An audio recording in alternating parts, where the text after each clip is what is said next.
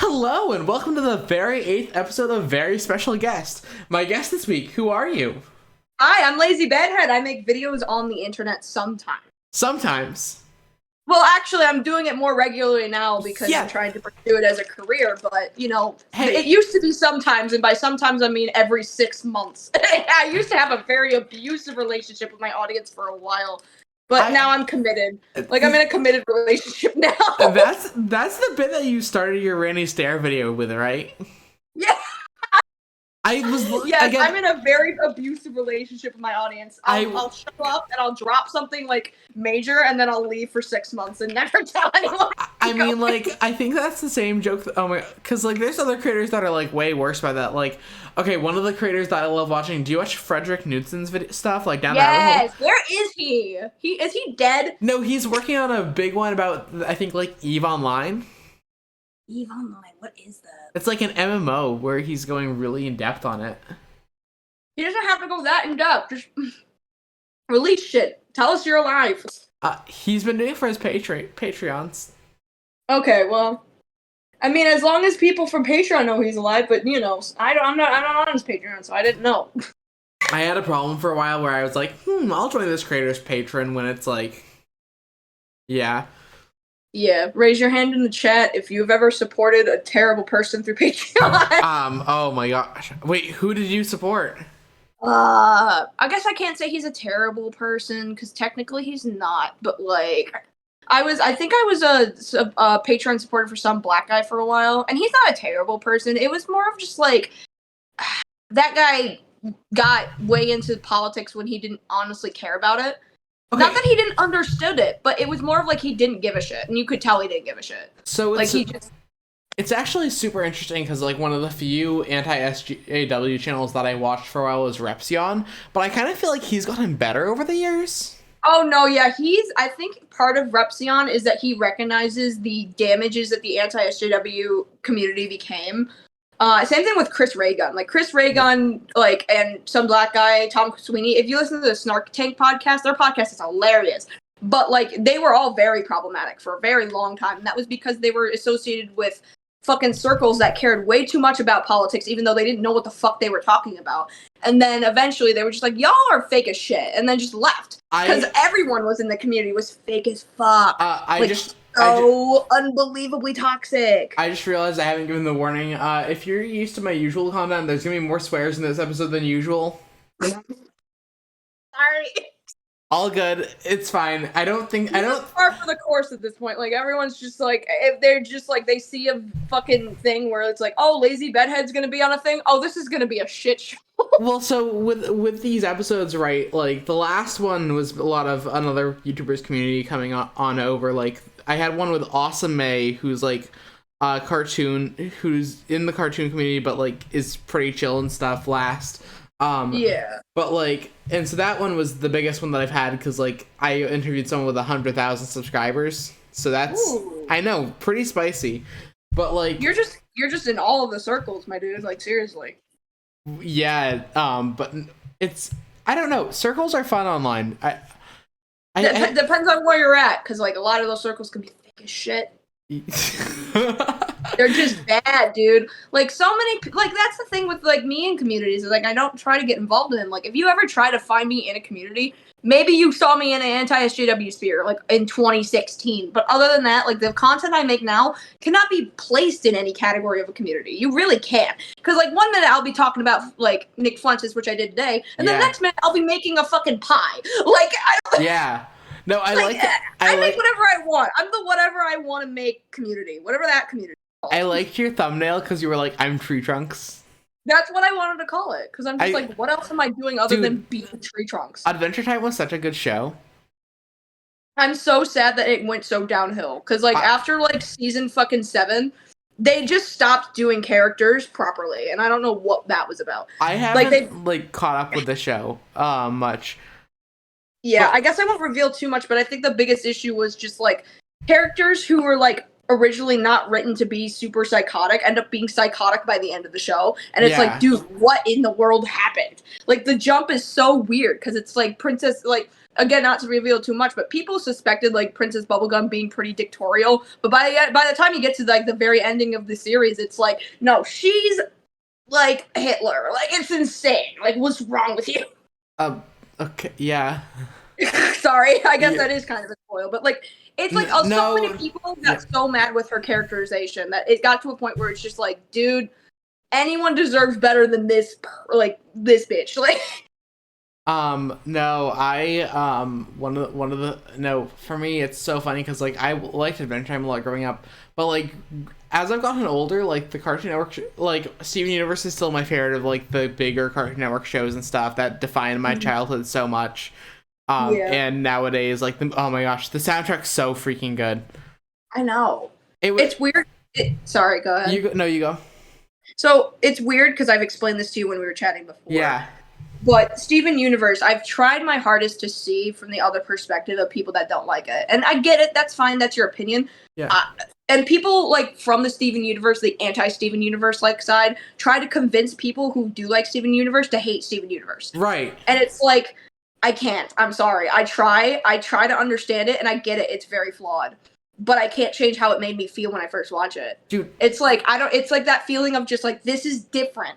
Every single cartoon up until that point was so the samey. Yeah. And even though, yes, Steven Universe's like character design and everything is pretty much replicated over and over and over again. It's like the same way I feel with Amazing World of Gumball too. Like, it's like nobody hates Gumball because that's just so different. Like, that's just beyond different. But because Steven Universe looks like every other cartoon out, like on Cartoon Network right now, it's bad. And I mean, yeah, like, there's more criticisms than beyond that. Like, I'm not saying that's the only one. I'm more saying just like, even if everything on Cartoon Network feels very samey right now, Steven Universe made it feel so different. You know what I mean? Yeah, I also feel like Steven Universe got the hate from the anti-SJW crowd, like, hardcore. For sure. Like, for sure. Like, and that's where a lot of the hate from that comes from and stuff. Wait, oh yeah, I didn't get to ask you, are you also an Avatar fan? James Cameron Avatar? No, I'm just kidding. Last Airbender and stuff. Last Airbender, yes. Cool. I was pulling. My take is I love Last Airbender and Legend of Korra, so. I haven't seen Legend of Korra, so I can't really say. I heard people don't like it, but like I don't really know. Like, it's like I've only watched my like time. It. I might. I've heard great things about it. Objectively, like, I've heard bad things about it, but it really gets overshadowed by like the good things I hear about it. I loved it. So. Okay, well, I might consider rewatching the whole series because my brother recently did that, and he's like, dude, I remember watching this as like a kid, and like I remembered none of it, but I do remember when my dad took me to see Last Airbender, the live action by M. Night Shyamalan, and I'm like, that's your only memory of last Airbender? And he's like, yes. And I'm like, I feel so bad for you. Okay. That like your childhood memory of this show was the fucking live action movie by M. Night Shyamalan. That is so sad. I tease my dad for this all the time, but are you ready for this? My dad likes the live action movie. What?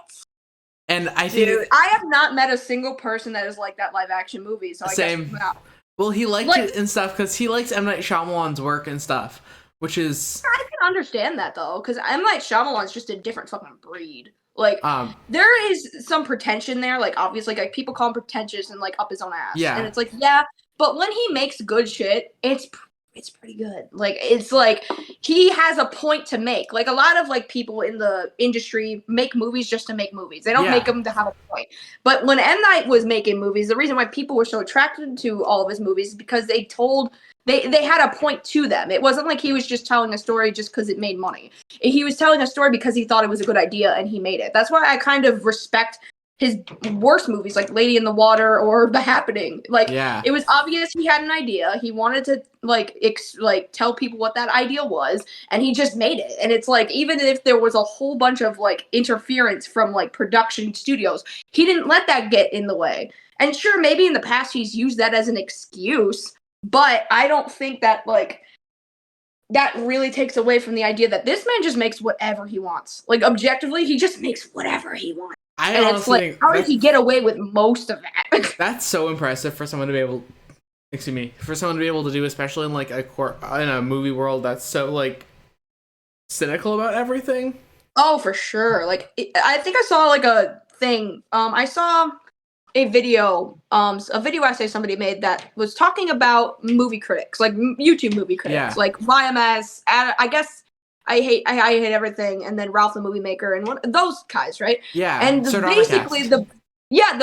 that one, and like the biggest thing was more of just like all of their content is so negative. Not all of it Yeah. objectively, because there's stuff that Adam does like and talk about, and then there's some things that Adam just objectively just memes on, and it's like he doesn't take seriously at all. But I have such a respect. Like I disagree with Your Movie Sucks on like a lot of things and stuff, because he's very strong, like his opinions on a lot of things.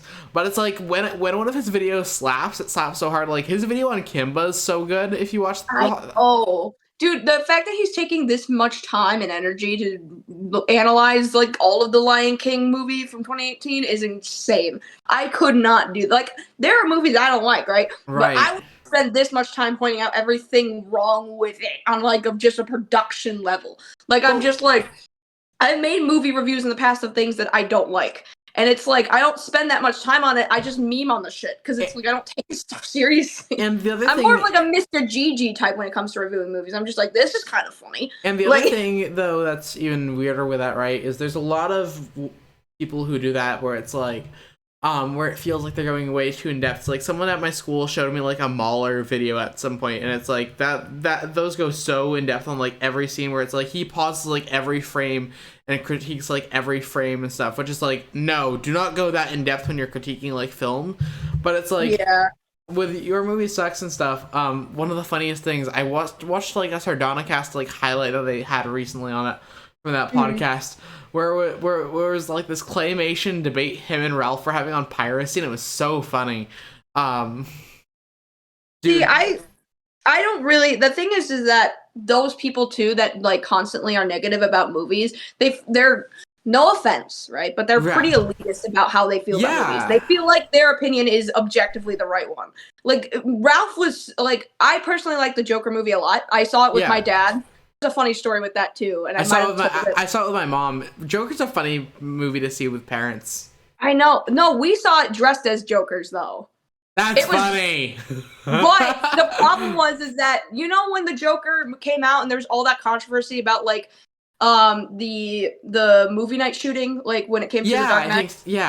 They would not let us wear the face makeup because of that reason. And my dad tried to argue it because he's very like argumentative and very like libertarian, whatever the fuck. Yeah. So like he was very, very mad about it. But for me, I was wearing such sticky, cheap, and like Chinese makeup that I did not care to take it off. I was like, fine. Like, cause if I had to sit for like 2 hours with this sticky stuff on, trying to avoid getting the paint on my popcorn as I ate it, I would have had a terrible time. Yeah.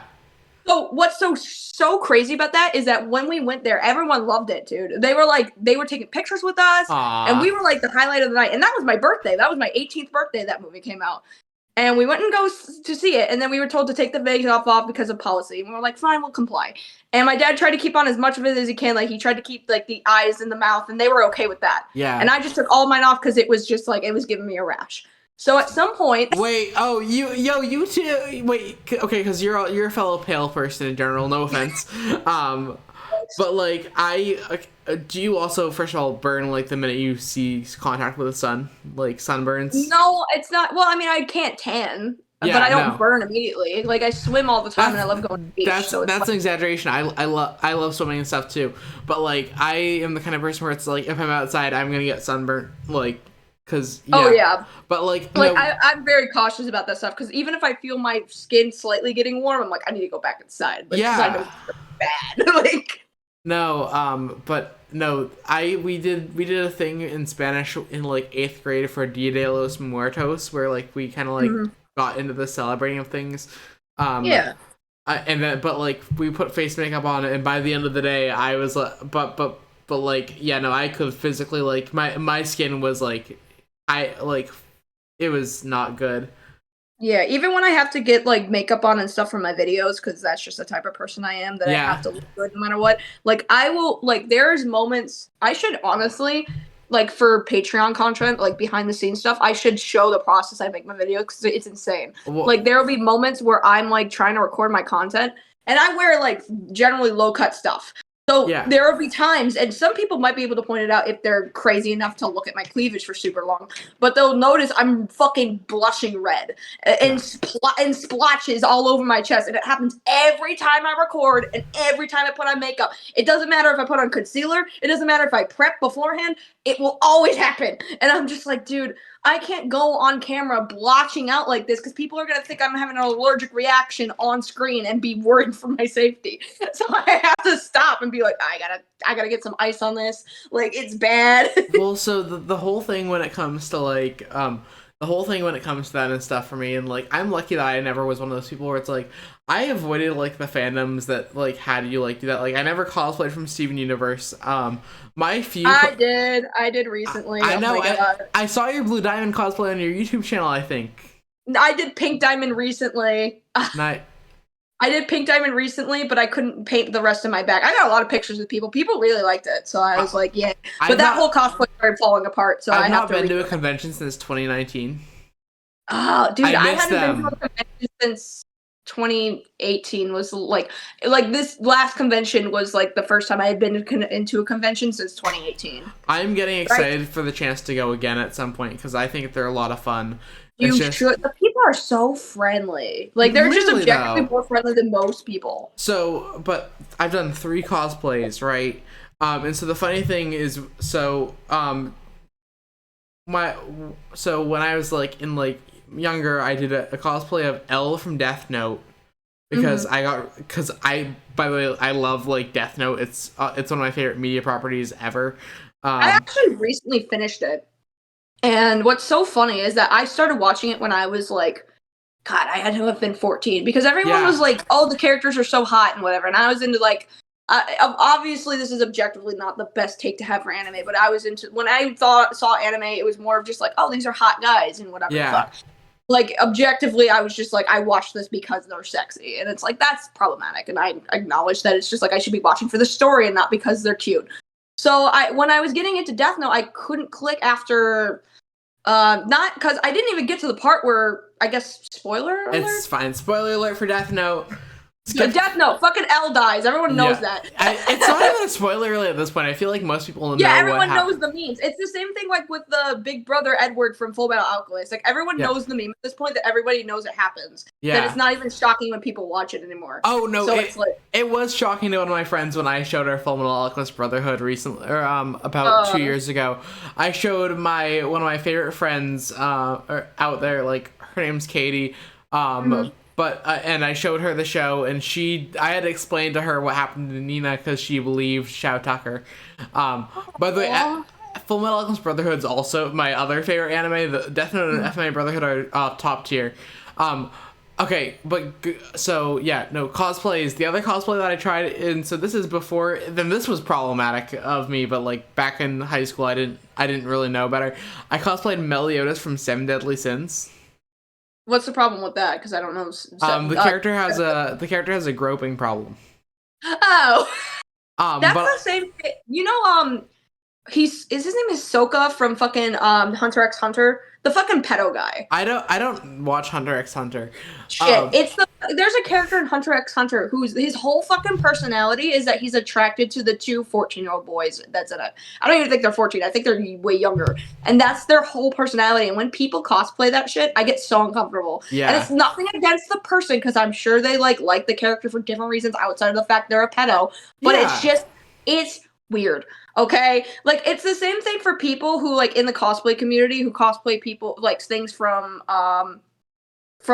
Hellsing Ultimate. Like I see people cosplay as like, you know, Alucard and Sarah's Victoria and Integra, and they're all cool. But then there will be straight up people that cosplay the Nazi characters, and it makes me don't do that. Yeah, there's nothing objectively wrong with liking a villain, but when they're a Nazi, it's like.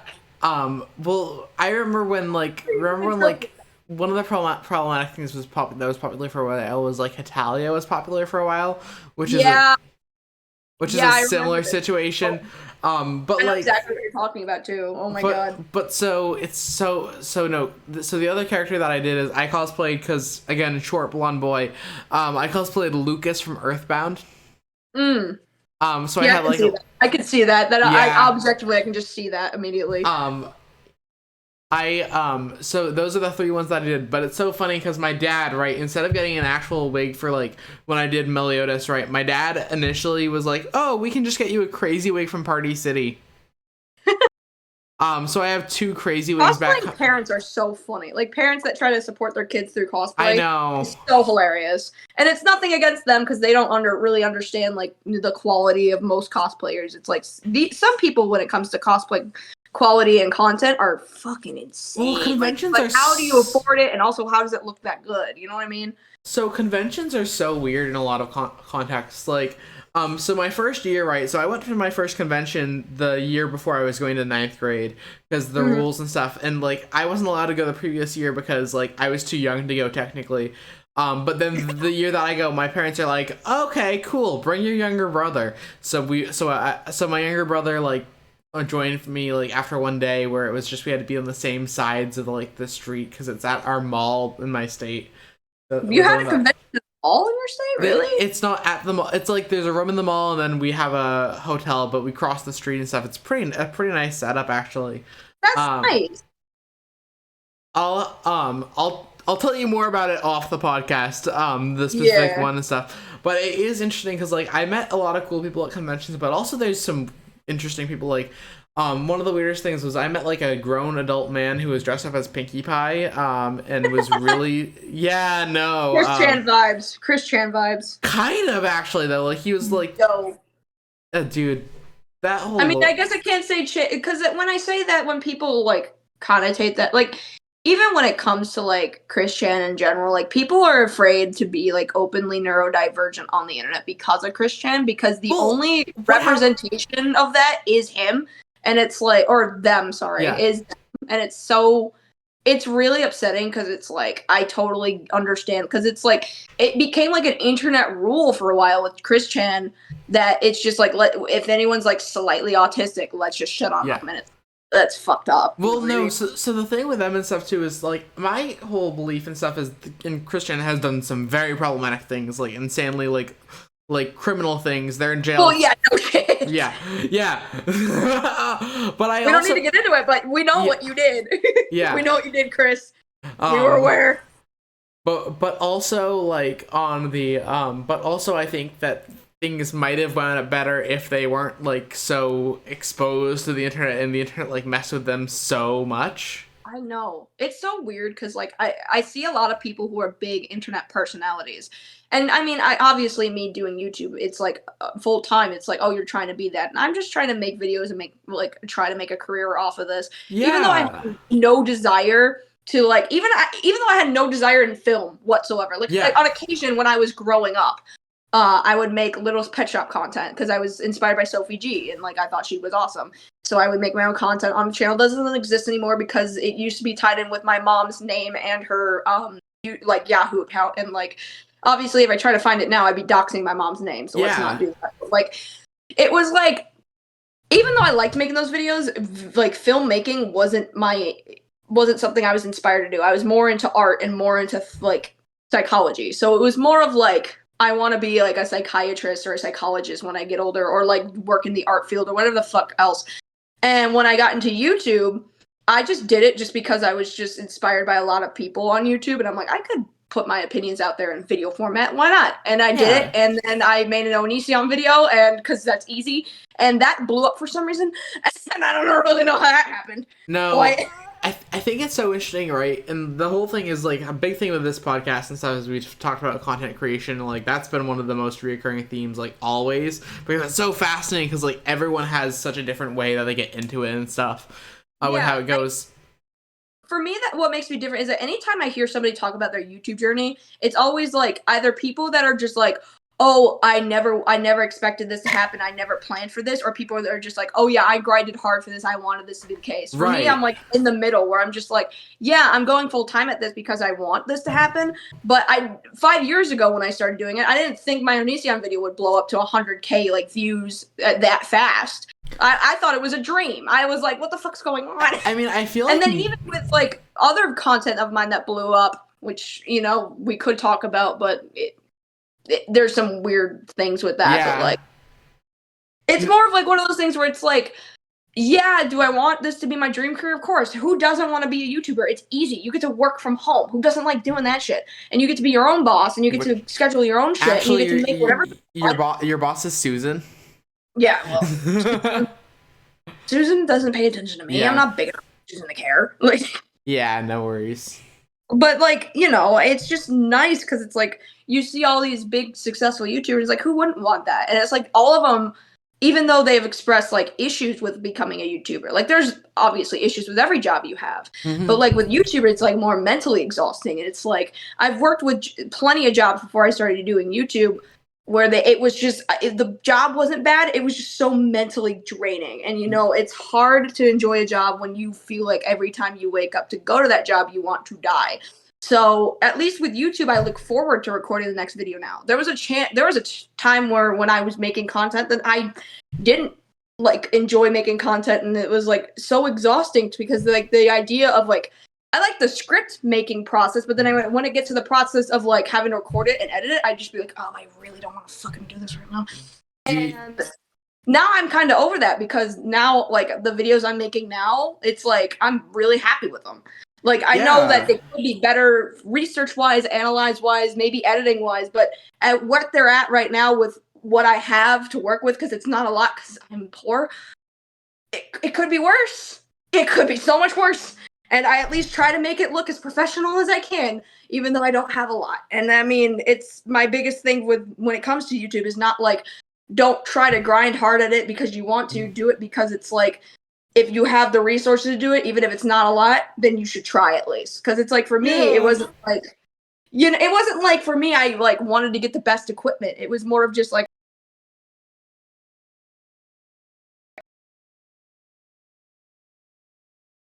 guys, technical issues for a second. Discord just crashed for a second. why is it crashing all the time? It's crashed twice so far since we've called. Okay. Fantastic. No, I'm not mad. It's just kind of funny. I think it's funny too, and I'm leaving this into the podcast because I think it's funny too. The podcast is gonna see this crash now. Like I'm like, you're not deleting this out of this. I don't care. No, I think what I was doing was making a good point. I was just rambling at that point, so it's fine. You're so valid. I'm proud of you. Discord was just like, shut the fuck up, lady. No, I think Discord. Shut up, you don't make no sense. I think Discord's such a funny like service in a lot of ways because I don't know, Discord just like I love it for some things, but there's other things where it's like Discord, what the heck are you thinking for that second? I hate Discord, dude. Like, and it's not like I hate my Discord friends, and I'm so socially awkward that the idea of like interacting with people IRL is already stressful enough. Having to force that conversation in like an online setting is so much more stressful, and I'm just like, I don't want to deal with it. Okay, I don't want to do it. I don't know if you're this way, but I always prefer calling to texting because it allows me to multitask more and allows me to like go fully more in. Yeah. I mean, it depends, because like I have really bad cell phone anxiety where if it's like I have to, like, I can do something like this. Yeah. Because we can talk about whatever the fuck I want, and I can stutter and be an idiot and say the wrong things. You won't judge me. But if I have to make like a phone call to my doctor to make an arranged thing, I have to practice before I make the call. I'm like, this is what I'm going to say. Like, I've scripted out for myself. I'm like, I will not fuck up this call. And if I do, I will cry. And then, like, when it goes perfectly well, I just give myself a little, yes, I did it right. And it's like, it's weird that I have to do that for a phone call and not this. But you know. No, though, like the whole thing for me is I feel like so many podcasts like treat themselves like so professionally in a lot of ways, where they're like, the whole thing. But it's like my whole thing is I think just having a conversation and recording it is a better format for a podcast than like, for sure. Like the first one was like planned out and stuff, but like every other one, it's just been we've kind of gone in and like naturally the ebbs and flows of the conversation. That's It's why I like that's why I like Distractable so much, because I feel like they did have a format in the beginning, but then they were just like, yeah, we'll have a format kinda, but like fuck it. You well, know, and I'm like, yeah, let's well, go. like the format of mine is it's just like it's a conversation with me and stuff. So it's like anyone from my channel who like checks out the podcast, if you're a fan of my channel, you'll hear my personality in it. And then the other thing, it's kind of like a cross pollination in a lot of ways between like two channels and stuff. Because like usually the other like person, when it's like shared and stuff, some people who watch that channel will poke over here and see that side of the world. Yeah. And it's a I don't know, I think it's a really nice way to like kind of just have a conversation with someone meets. For sure. And Yeah, that's what's so interesting about YouTube analytics too, is that if you go in your analytics and you look at your fan base, you can see like what your gender and like the amount of people that watch or where they're from, but you can also watch who they're subscribed to, which I didn't know that. I'm not at to that point in YouTube where they don't have enough data for that yet, but it's like I've been on YouTube for so long. They're just like, this is what you have, and I'm like, that's kind of cool. Well, I didn't even do this. I just haven't had that much views and stuff, but I've got like a lot of like random connections and stuff that this podcast is actually, it's me cashing in on that. No, it's more so because like for you, the funniest thing is you, I think, have the record of the weirdest way that I approach you. I approached you on my Instagram, like my personal Instagram, being like, hi, because like I had like talked to you, I think on Twitter we talked about like Pokemon starters once. A while back. Was that you? Yeah. Oh yeah, I remember that now. See, the thing is that when it comes to me interacting with fans, like I had a really bad like Discord experience where I ran my own Discord, but it just ended up being like a shit show full of like personal dramas that should not have been there. So Dude. When it came to interacting with fans, I was just like, okay, no offense to any of my fans, I can't do it. Like it's too much, it's too many at once. And I don't know if I am hiring the right people. Like when I was trying to get moderators in there, like I didn't even know those people too well. I was just like, yeah, you'll be a mod because you were like nice to me and whatever, and you seem level-headed. But then they end up being like a total fucking crazy person that just invited all their friends to start drama. And it's like, after that point, that's the whole reason why I don't have a Discord in the first place, is because I just can't feel it. Like I would like to, but I just don't like Discord, and that's my main problem. Is that like as much as I would like to start a platform with my fans and everything, I just will do it on Twitter because it's like easier. So, I would like to do it in an interpersonal space, but it would really have to be like heavily monitored by people that understand Discord and like prefer it over anything else. Because like for me, I prefer just my social media pages. Yeah. Like Well, so for me, one thing is I've got like a little baby community. Like I got 166 subs and stuff, and then I got another like mild like in the hundreds amount, but like small amount on like Twitch. But so I keep a community that's kind of a melting pot. So the whole thing that's nice is I run a Minecraft SMP that I use as a way to get a bunch of my friends to like meet each other and have a fun time with it, which is really cool. And then I also, so the thing is, and I've had to learn the online world and stuff too, because my server once, so I unfortunately play League occasionally. You say unfortunately, but League is popular because of Arcane, so don't even like. Well, okay, I love Arcane. I don't know if you've watched Arcane yet too, but I think I haven't watched it personally because I feel like I have to be a fan of League in order to watch Arcane, which I just don't have the patience for. Okay, then I'm just probably gonna watch it. But so no, the annoying thing was like once I thought people were chill on like a League game that I played, and so this was one of my Discord mistakes that I made. So I invited them to my Discord server to like call and stuff. And then they turned out to say racial slurs, and that was like, nope, get them out of here, bye-bye. Oh my god, dude, you could literally cancel me with my fucking Discord server alone, like back in the day. Well, I feel like there was so much drama and so many people who were just being openly like bigoted and hateful. And I guess being an anti-SJW back then, that doesn't help, but you know. Well, we moderated it like successfully and stuff. Like the whole thing was stopped. Everyone who was problematic was kicked out and stuff. I don't believe that creators should, unless like I think creators like if a creator opens a community, I think it's their job mildly to set up some way to keep things under control, but it's like it doesn't directly fall on them what happens and stuff. It's like the whole thing for me is like I would never have like NSFW stuff in my own server because that's just a recipe for disaster. It's so interesting though, like trying to manage like the whole like YouTube online world stuff. Right. I think for me, like when I started my Discord, it was something that my audience was asking about. So it felt like it was expected to me have a Discord. Yeah. Even though I really didn't want to make one because I'm like, I don't like Discord. I don't need it. Like the only time I've ever relied on Discord ever was during quarantine when I could not be with my boyfriend. Yeah. And we would talk on Discord all the time because it's like that's the only connection we had. But other than that, I don't really care. Which is so valid. I think the site, like, the thing that servers do so well, I think that allows them to become so popular, is they give the feeling of a community that you build with someone and stuff. Whereas like it feels like I'm taking a class for college called Place and Identity, which is about like the effects of places. And Discord Yeah. servers are places with how they feel, with how like they have like certain friendships and stuff that you form in the place, and there's certain cultures that go to different places. Occasionally, like I've heard so many stories about like wacky like Discord servers. Like, I'm not gonna like go into details on it, but like the Isabella Jank chess club thing was insane.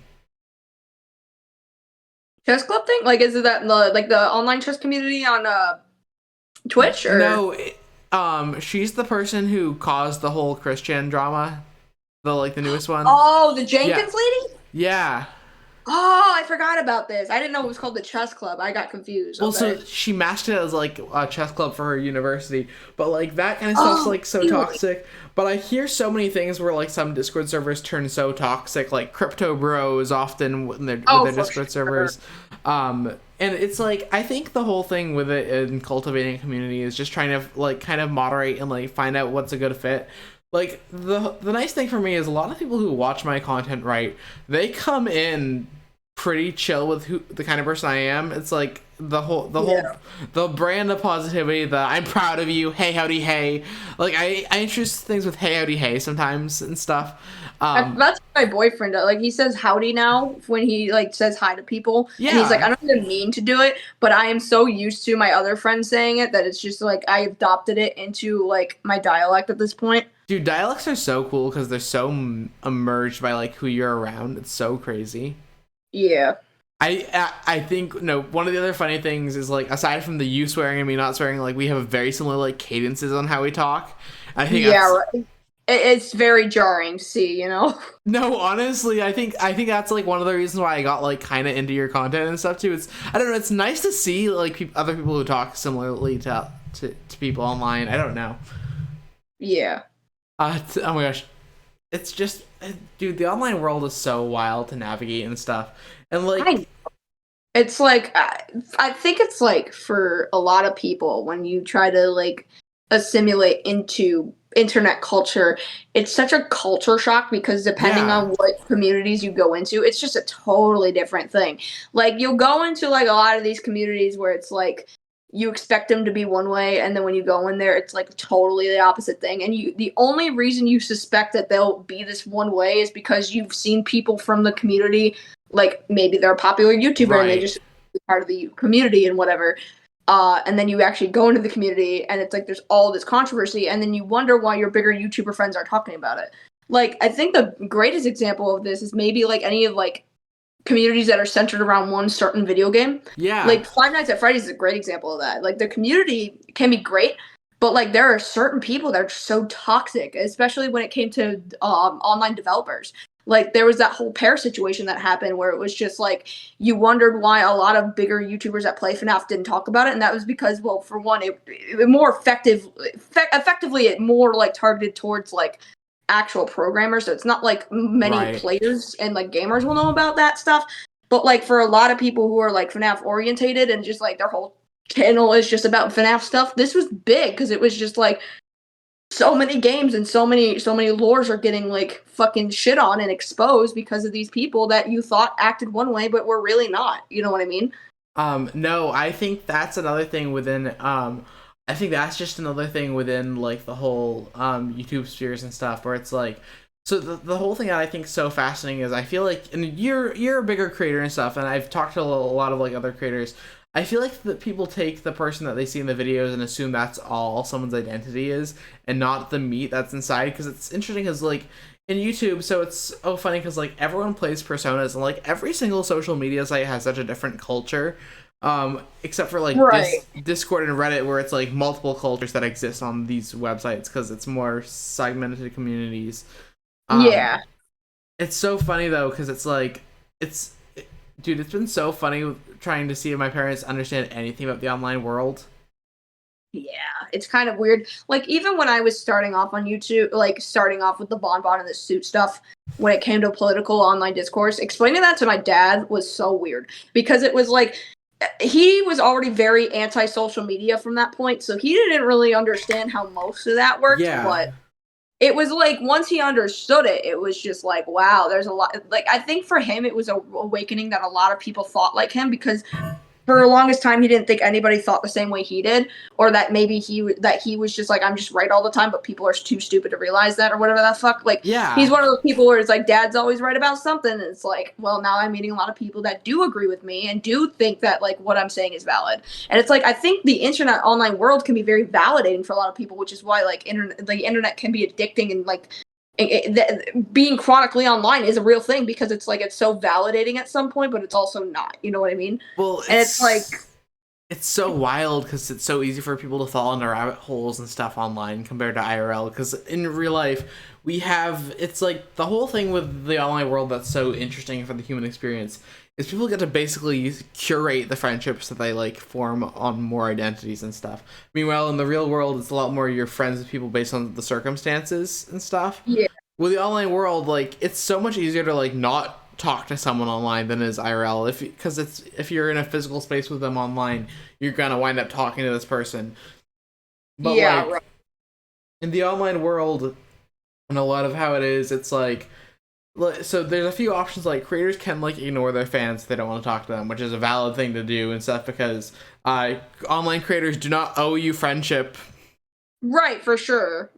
which is dude, it's that's been a fun one for people to realize more and more. It's nice to see people analyzing like parasocial relationships more and stuff too. Yeah, and like I think for like in terms of like how being on the internet has like affected me, because like for a lot of people, especially for the reason why it's so hard, I think for like older generations to understand the internet is because they didn't grow up with it the same way we did. If Right. like the differences between being like chronically online since you were like literally a toddler to like having to learn the internet by the time you're in your 40s is so different. Like it's Right. like, and it's at that point where you have to have a little bit of sympathy for it because it's like we understand everything on the basis that we literally grew up on it, so we had to learn how to do it because this was our future. For Yep. them, it's like, I'm already half dead, so like I don't need to learn shit. Well, it's like and that's the thing where it's like it's been funny watching my parents like try and stuff.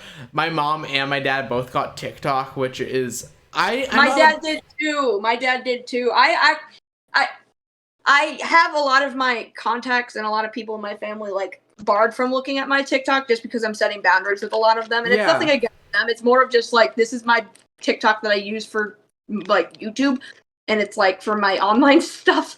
So it's like some of that stuff I just don't want you to see. I feel like extended family is even weirder to talk about online stuff with and stuff like cousins get and stuff. Because okay, so talking about problematic creators that I used to like growing up, one of the first creators that I got into growing up was Tobuscus, if you remember him. I do, yes, I do. I think I Shane and I were into him for a while too. I watched his like each of his Minecraft like let's plays. His animations were his like animated songs were like so good, and like that it's so funny because like my dad always hated him from like even a while back. Like my parents both thought he was like bad and stuff, and it's so funny seeing certain things like break mainstream and stuff because like whenever I see like actual media like attempt to interpret online things, it's so funny. I um know. It's like even when it was like talking about like the fucking like the anti-SJW stuff and like the skeptic community, like yeah. that whole thing when they had that segment talking about like snowflakes, like trying to define what a snowflake was so Oh weird. gosh. Because it was like, dude, See, what? it's so funny because like I was never like fully in the anti like SJW sphere, but I definitely because I watched like Repsion's content in like a middle school and high school a bit, so that was I like mean, the to be fair to Repsion too, I don't really think he was anti-SJW. I think he was just atheist. And yeah. when you're stuck, and the thing is that the anti-SJW community originated from a bunch of atheists. And because even a lot of people stem the origin point to Amazing Atheist when he started making content against liberal media.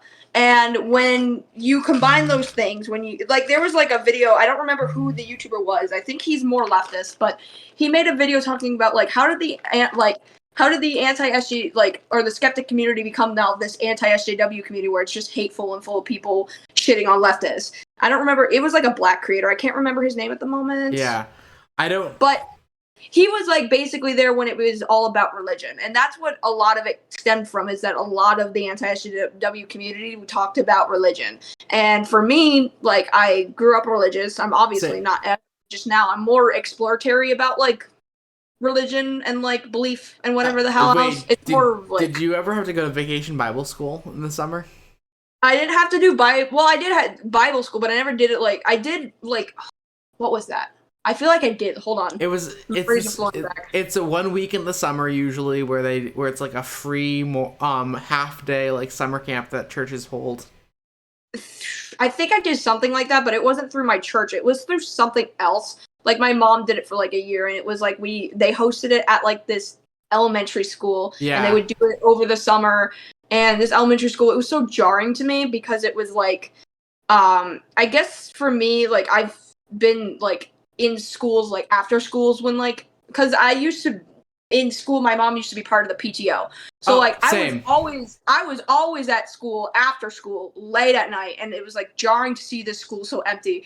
But when we went to that Bible thing, it was over the summer. So all the tables and chairs were put away, everything was locked up, so that was just scary. You only got to see maybe 2% of the school in situations like that. But this whatever, I don't remember if it was a Christian summer camp, but it was at an elementary school. This was a long time ago, so my memory's kind of fuzzy. I just remember by the end of it, I just remember that, for one, it was hosted. I guess you could host it. I don't know if this was one of the founders, by this very enthusiastic, energetic, I remember her distinctly. She was this African-American woman who dressed, have you ever seen those things on TikTok? Those fashion trends of over essentialism, where it's over exaggeration. They wear lettuce tops and earrings that had baby heads. Whatever that style is. Yeah. That style. She dressed that way. And she was very over the top, but I loved her. I was just you are different, and that's cool. It wasn't she wasn't crazy or anything, but she just was she stood out so much. And what sucks is that I'm almost positive, because at some point, I think it was halfway into it, she disappeared, she stopped showing up. Yeah. And I'm almost positive it was because of racism. And I can't accuse anything because it was a long time ago, but she you can tell she was in a negative mood most of the time whenever she had to step off to the side and not interact with the kids and have to interact with her other white constituents. Yeah. And then every time it's when she got done talking to him, she was just in a little bit more of a pissed off mood. Yeah. And halfway into it, then she just stopped showing up and no one's ever saw her again. And I was just dude, did they piss her off that much that she had to just leave halfway through? That's so mean. Why did you do this to me? She was the one cool one. So no, I think the thing with our church and stuff was so for Vacation Bible School, what I firmly remember from it was it had a theme. We got these little Bible buddies at the end of every day and stuff, because we learned 5 lessons from the Bible. And it's so funny. So many, dog. What? Well, 5 over the course of 5 days. But so there's okay. I thought you were in one day. I'm Jesus. No. So there's a bunch of little stations. So one day you go to have snack. One day you go to see it, or you go. There's an outside activity, a snack that you have during the day, art. There's a storytelling thing where it's they tell a story from the Bible, which, by the way, I'm not religious, but I actually think the stories in the Bible are fascinating from a literary perspective that they were written. If you've ever watched Wendigoon, he makes really good videos talking about religious stuff. He started getting into his stuff. Yeah, he's great. He does it in a way that's not confrontational and is not trying to make you believe it. It's more of just hey, you want to learn some crazy Bible lore? And I'm are you trying to convert me? And he's oh, no, this is just crazy. So here's this random story about how this angel is actually made out of a bunch of eyes and wheels. And I'm what? What do you mean eyes and wheels? And he's oh, did you not know there was 9 different angels. I'm like, 9 different angels? Well, like, it's so funny because it's like, with religion, so I went to a Methodist church for, like, the time that I did. It's funny because I was always a curious child, which religion really likes at first, but eventually religion really doesn't like curious children. I think that's a fun way to put that. Because, like, I went to it, so up until, like, the end of middle school, I found out in my senior year, or, like, the summer before my senior year, I was driving back from my job, working at the YMCA at a summer camp there, at a YMCA summer camp. I've been on the summer camp circuit for 5 years, it's kind of crazy, but I was driving back, and so my dad's like to me, yeah, we never really believed in God, we just took you to church to teach you good morals. Are you serious? I'm dead serious. No, that's insane. Dude, that's at least my dad was honest about like his religious affiliations. Like my mom was very Catholic. Like she grew up Catholic. Yeah. And when she wanted to have kids, she wanted to raise them Catholic. But my dad was always super hyper like critical of church. He believes in God, I think. He likes Christianity. I don't know if he would consider himself a Christian. I think he would consider himself like open-minded to the idea of Christianity. But he just doesn't like the church. And I don't blame him because the church has so many sexual assault allegations against them. It's like, how can you not hate the church after that? So it's so interesting because, like, my extended family on my mom's side, like, my grandmother on my mom's side is a very, like, Catholic and, like, a lot of things. My meme is actually one of the sweetest people ever, like, so, a fun way to describe her and stuff is she literally bought the Spyro games and a GameCube and PlayStation just for herself. Yeah. That's like, so cute, really. That's adorable. I love her to pieces. My meme is amazing. She's probably never gonna watch this podcast because like she doesn't know her extent of like the online world. She likes Candy Crush a lot.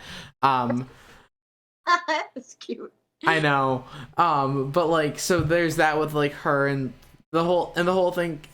Oh my gosh, it's so funny because it's like no, I do not talk about my online identity with my parents. Like there's certain episodes of my podcast that I'll show my parents, but they don't watch like every episode of my podcast. My dad does. It's so funny. Like my dad will literally sit down with his girlfriend like in his bedroom and like put it on the big screen and be like, let's watch Sydney's latest video. And it's so funny. Aww. Like even though he doesn't understand internet stuff, he at least supports me in it. Like when he found out I had a YouTube channel because I didn't tell him, he's like, dude, I'm so proud of you. And that was back in the anti-SJW days. Now he doesn't really care for it because I'm not roasting a liberal, like, you know what I mean? But valid. At the very least, he's just like, you know what? It's cool that you can make this. And I'm like, you know what? That's cool. That's actually really wholesome and stuff too, honestly. It was something with my mom too, because I kind of explained to her, like, I never really told her I had a YouTube channel, but I explained to her, like, I like doing YouTube stuff, and I guess I have a channel that's kind of popular, and I guess you know that now. And when I was talking to her about doing it, like, full time, because before I was doing a job that just made me miserable. Like there's nothing wrong objectively with the job. It was just it made me kind of sad all the time. I don't know how you are, but like I don't know, we're kind of similar in a lot of ways. Are you the kind of person where if it's you go through the same thing day in and day out, the same exact routine, it kind of hurts inside? Yes. Yeah, that was what happened there. Is that I got to, like, I told you this, but I was working at the same job that my boyfriend was at, actually. We would work the same job for a while. And at the last job that I went to that he still works at now, oh shoot, I'm so sorry. My cats are kind of attacking each other. No worries. Excuse me. This is not a commercial break, but a cat commercial break. I need the cats to chill out. Come here, Bubba. Aww. You're such a bully. He's so mean. He's so rude. Wait, how many cats do you have? I have 2. They're brothers. Aww. So I have Malachite, who is a long-haired cat. And I have Dynamo, who has a little cute white mustache. I love that. So what's so funny is when I got them, we got them from a couple people that we met at our job. And they're cool. Like, one of them, like, when we went to their trailer to pick up the cats, like, the inside of their trailer was, like, dude, these people were, like, juggalo. Like, the boyfriend was a juggalo. So, like, his whole house was decorated in, like, band stuff and, like, alternative music, goth stuff. His whole ceiling was painted with a spiral, and it was like all of his stuff was covered in tapestries and like cutouts of like his favorite band members, and all of his walls. You could not see this man's walls. It was covered in band posters, signed band posters, because he went to every single Juggalo meetup ever. And it's like, this place is insane. See, like, it was a a gothic paradise. Like, it was like emo core, hardcore, metalcore paradise. So I'm walking into this house, and they got cats everywhere. And originally, I was only gonna get Mally because I was like, well, actually, no, I was gonna get Dynamo first because he's a short-haired cat, and my boyfriend and I hadn't been around cats forever, so we were still like almost certain, like with having not exposed to cats for so long, I'm pretty sure we are allergic still. So we want to exchange your cat, and it'll be easier because we don't have to groom it so much. And then like I got shown Dynamo, and I'm like, that'll work. That's cute. Like he's got a cute mustache, and we love him. And I showed my boyfriend him, and then I showed him Malachite, and he was like, I like that one. And I'm like, but that's a long-haired cat. You said you didn't want a long-haired cat. Right. And he's like, but I like him. Look at him. He looks like a little lion. Aww. And I'm like, oh shit, we're gonna get both of these cats, aren't we? And then we got both of the cats. But what's funny is that like Malachite and Dynamo don't look anything alike, so you can barely tell they're brothers, but you can sort of tell because they're both dark-haired cats. Yeah. They have a brother that straight up looked like a what do they call those cats? The Siamese cats? I think I don't know. Yeah, I don't know. I'm not an expert in pets in a lot of ways. Okay, well, one of their brothers like straight up looked like a Siamese cat, and I'm like, that's not. Is that your guys' cat? And they're like, oh yeah, that's their brother, and I'm like, how? And what I learned that day is that cats and dogs can do this too, but cats and dogs apparently can have multiple different cat breeds in one litter. I did not know that. That's so crazy. I'm like, this cat needs to get a paternity test because most of their siblings are Asian for some reason, and I don't know who the father is. It was so strange. I didn't even know that. I'm sorry. I gotta plug this in. Don't worry. You're doing great. Cool. Just plugging stuff in so that I don't die on you for no reason. Yeah, otherwise that would be me talking for a little while on the podcast, as one does. Yeah, right. It's no though. Like I think it's so funny. With like pets. So my dog that I have back home that I have not seen in over a year because I've not been home in a year. That's so sad. Oh. I know. But I can't even stand being apart from my dog that lives with my mom. And it's not like I moved out away from her for school or anything. It's just that Alex and I wanted to live on our own. So yeah. No. My dog is a Maltese poodle mix. His name's Wallace. Oh my god. So he's really small, but he hates humanity. It's such a good name for a dog. My brother came up with it thinking about Wallace and Gromit, but like in my family, there's a famous painter with the name Wallace, so my dad went with it that way.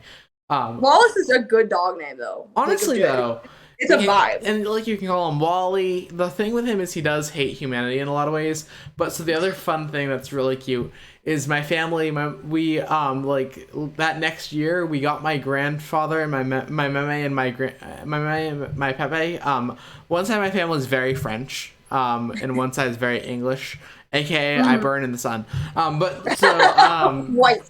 Just crystal white. Absolutely. But so we got my mom's side of the family their own Maltese poodle mix, and his name's Bo.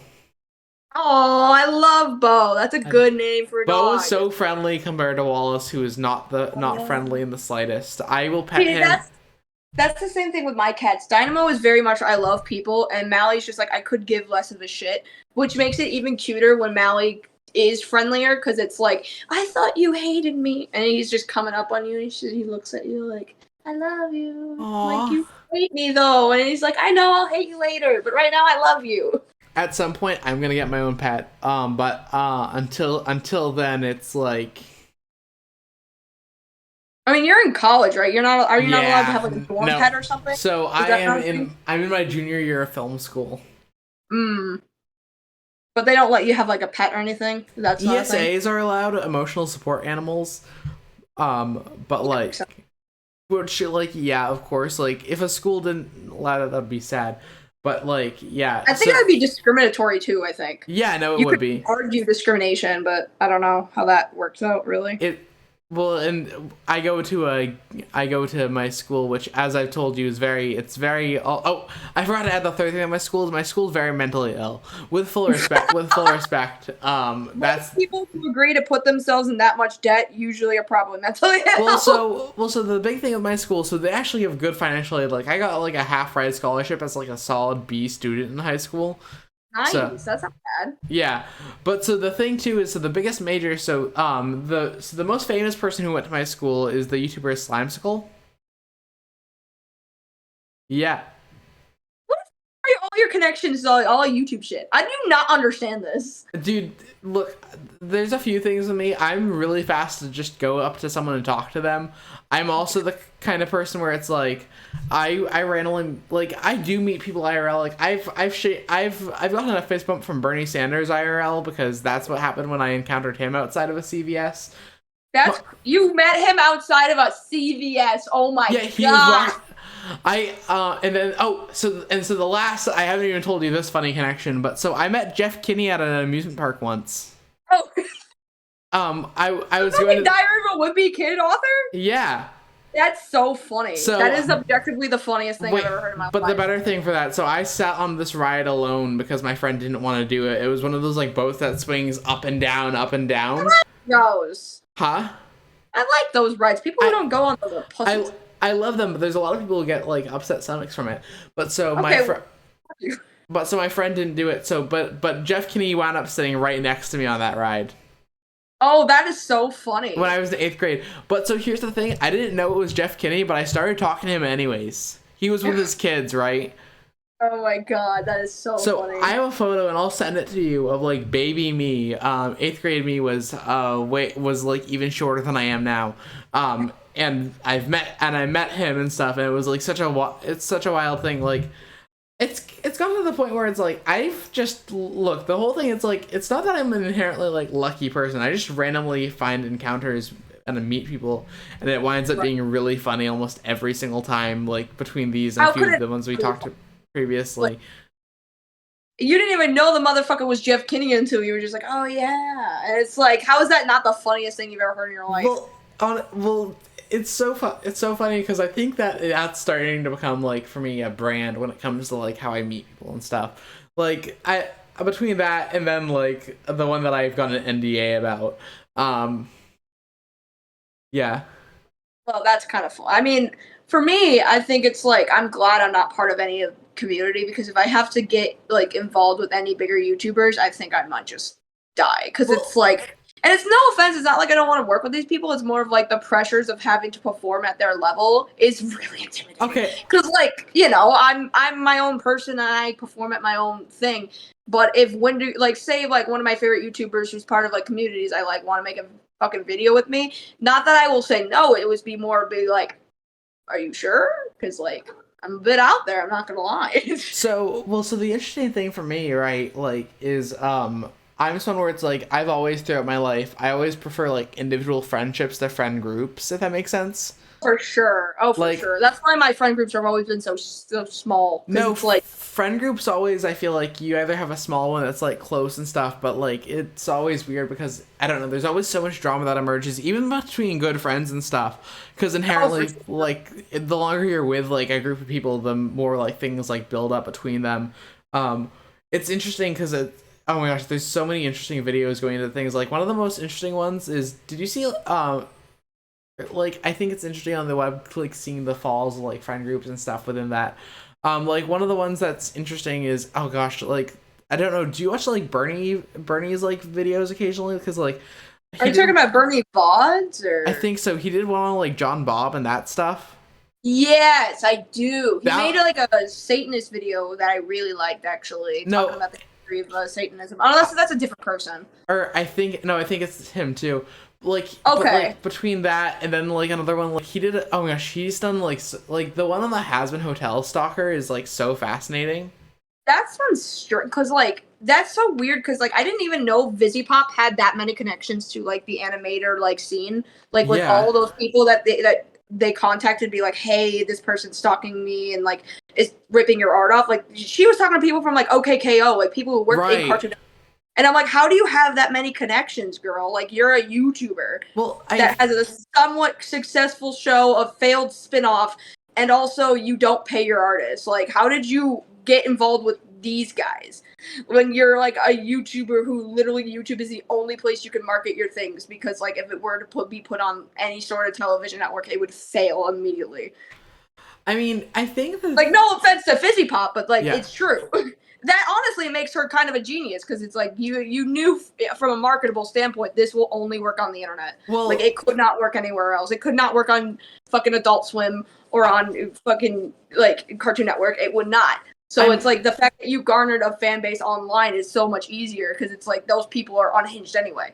So, I mean, I feel like one of the interesting things within it all and stuff is like things like Netflix are like good for like that stuff. Like streaming services can pick up like weirder projects, I think, at this point. Oh yeah, I mean, Netflix will pick up anything though. I mean, yeah, no, they've done some really bad stuff. It's kind of crazy.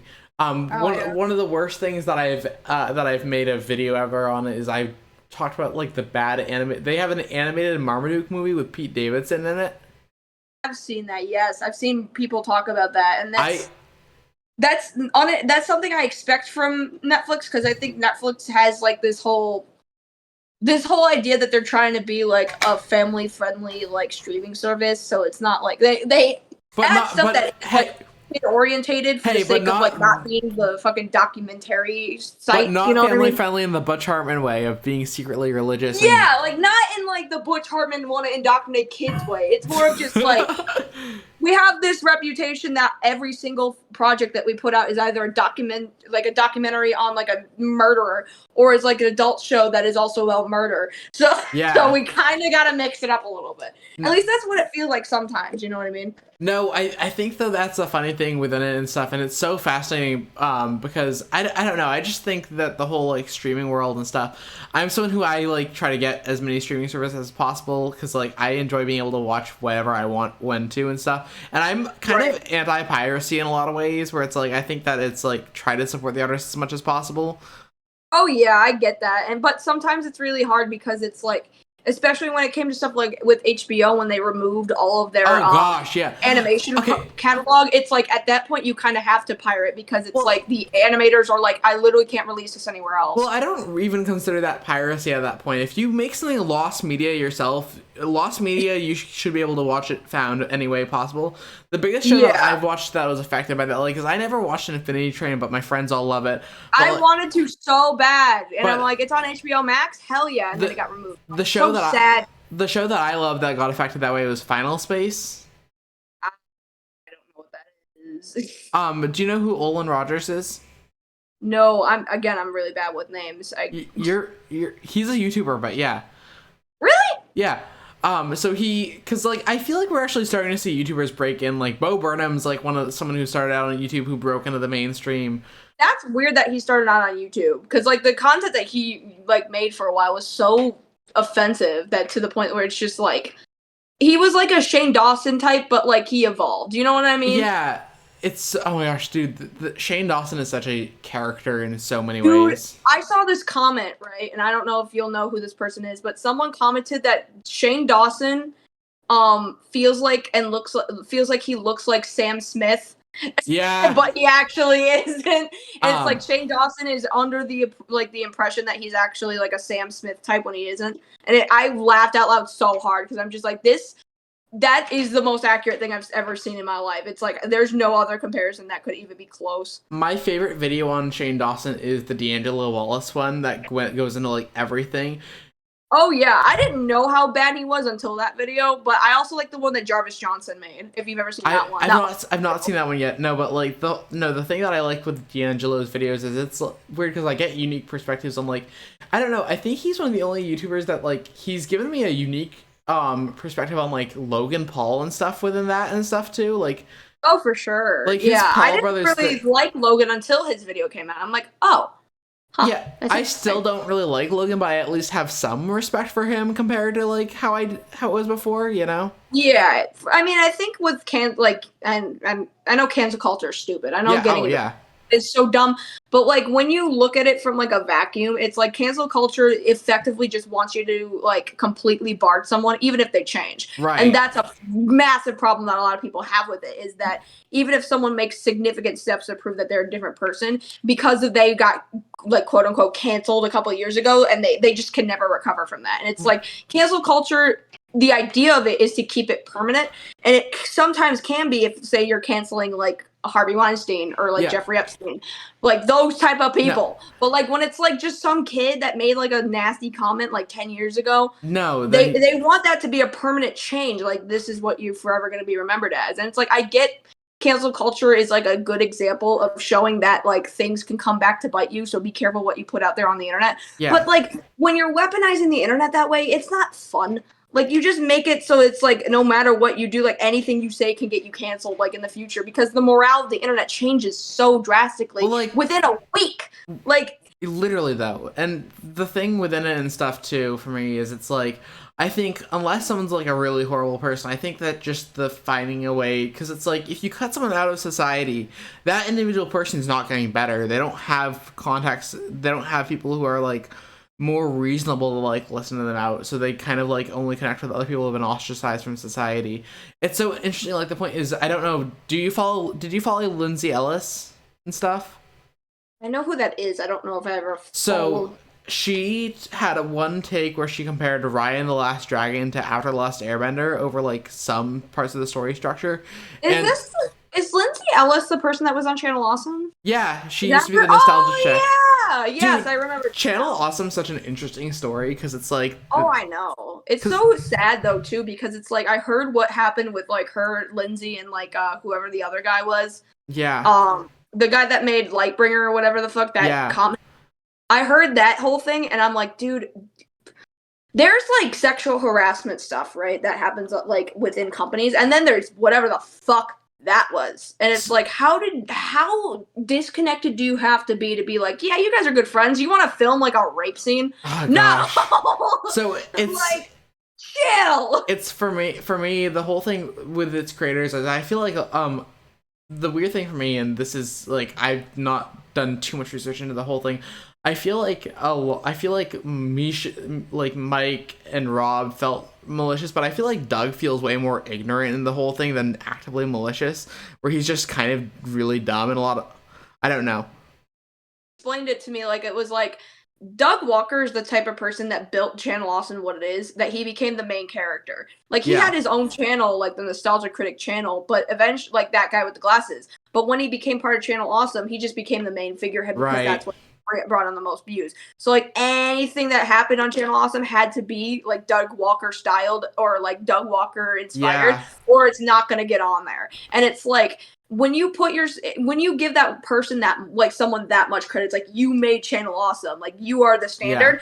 Of course you're gonna get an ego. It's like, you're telling this person that they're the reason Channel Awesome the way it is, and like that you're the whole reason that film review is the way it is now. And it's like, no, it's not, though. Like, film review is so vastly, like, as a genre on YouTube, is so vastly different depending on who you're watching. If you tell somebody, like you're telling Doug Walker here, you're the reason why, like online reviews of movies are the way they are. It's like, no, you're not, bitch. You're so vastly different. You do skits.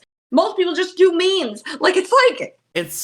Stop feeding into this guy that literally effectively changed nothing. He just ripped off Angry Video Game Nerd and turned him into a movie critic. Like, it's like, stop giving this guy so much credit. It's so interesting what the online world like does to people who like, it's with like the whole like concept of like what fame does to people, because it's so like, the thing too that's so interesting about like normal celebrity culture is I feel like with celebrity culture, the people who become famous are so much more curated. Meanwhile, with the online world, it's so much more open gates for anyone to try to do it. And stuff. For sure. And so people who aren't... That makes the ego death so much worse, though, because for a lot of people in Hollywood, they did not build their careers from the ground up. Right. They got, like, they were either, like, related to a famous guy, or, like, they got a loan, or whatever the fuck. for people online, it's like you built this whole thing from the ground up, and then like Yep. 6 years later, your channel dies, and then you're not relevant anymore, and like nobody will pick you up for sponsors. That's terrifying, and that's objectively worse than being like someone in the like Hollywood, because at least you'll have an agent that'll at least try to get you into something niche. But like for YouTube, it's either you have the connections and you can stay alive for like as long as you can, as long as you make those connections, or you lose all of those because you're just not relevant anymore. See, it's like you either die because you get canceled or you die because of irrelevancy. Either way, you're fucked. You either die a hero or live long enough to see yourself become a villain. Yes, and, I'm sorry, and that's that quote is so fitting. like there is not like anytime there's a person that like is like an older YouTube content creator that people say fell off. Those people either like they get canceled or they just like. Your voice just cut out. Your voice just cut out. I can't hear what you're saying.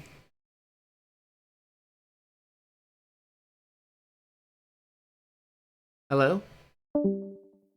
Hang on. Oh, you back?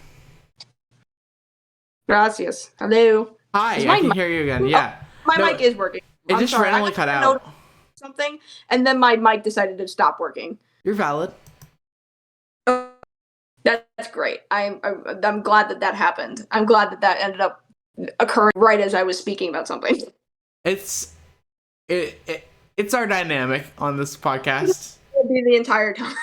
I guarantee I still think this one's gonna be such a funny one for either of our channels, like people who watch it and stuff, because this is so different from everything else I've done with this podcast so far. It's so different from what I do, because like I'm highly scripted. Like this is just like me going off. Like, okay. You know what I mean? Do you have that problem where because you also talk pretty fast and stuff, do you have that problem where it's like you feel like pages that you write go by so fast when you're speaking out in like a video? Okay, so when I make video content, I have a teleprompter that I have to have that teleprompter going at like 1,000,000 miles an hour, or else it will not catch up with me. Like, because most of the time, like if I'm reading at a teleprompter and it's going super slow so that I can catch each word correctly. Yeah.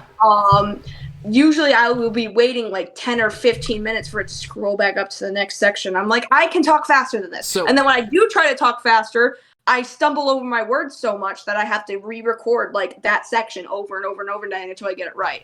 I remember there was a tweet that Chris Raygon made, because he kind of talks super fast too, where he was trying to record a section for his video and he kept messing it up and he was getting really bad anxiety from it. It was a very raw moment that I'm glad that he showed, but people were making fun of him because he's just like, it's just a part of a YouTube thing. You'll get it right. Just like, what's the big deal? And it's like, you don't get it, dude. When you're somebody who's going on a script and you have to say, and you literally write jokes a certain way, you have to present those jokes in a certain way when you're performing. It's a performance. Exactly. It's a performance when it's heavily scripted.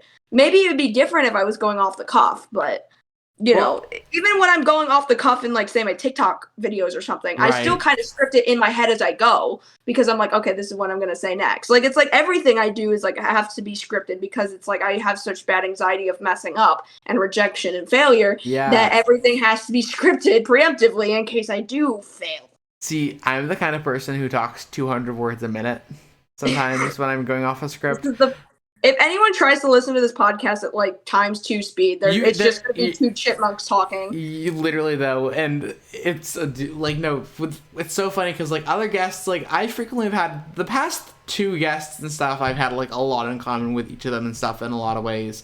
But with this one, it's talking to someone who has the same exact cadence of me speaking, which is so freaking freaky. Jarring. Like it's gonna be a fun one with whatever, like with whoever discovers this. Hang on, guys, we're having another Discord moment. This will be heavily edited. Huh? At least you'll try to heavily edit this, maybe. That'll probably make you feel a little better about cutting out so much. Oh, I don't try to edit these things. Oh. I just talk to my viewers when it cuts for a second and be like, hang on, guys. Because the whole thing within it, it's like, what? Is someone going to like see one like little blip out that happens? Because it's only happened like 3 times so far with the issues. Is someone going to see like one little like blip out and be like, yep, clicking off the video, goodbye?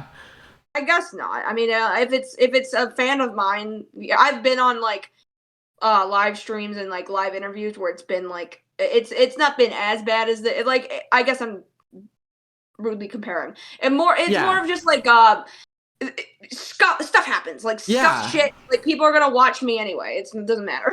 No, for anyone who's like going for this, I feel like first time viewers sometimes where it's like, for me with YouTubers and stuff, it's often like, I've noticed this and stuff. It's so hard for people to like hook people in on the first like few minutes. It's so interesting because like with my scripted content, right, and I'm working on bringing out more of myself in my scripted content, but I'm a lot calmer in my scripted content than I am with this. Like with some of my videos, I try to mimic like the defunct plan style of speaking and stuff.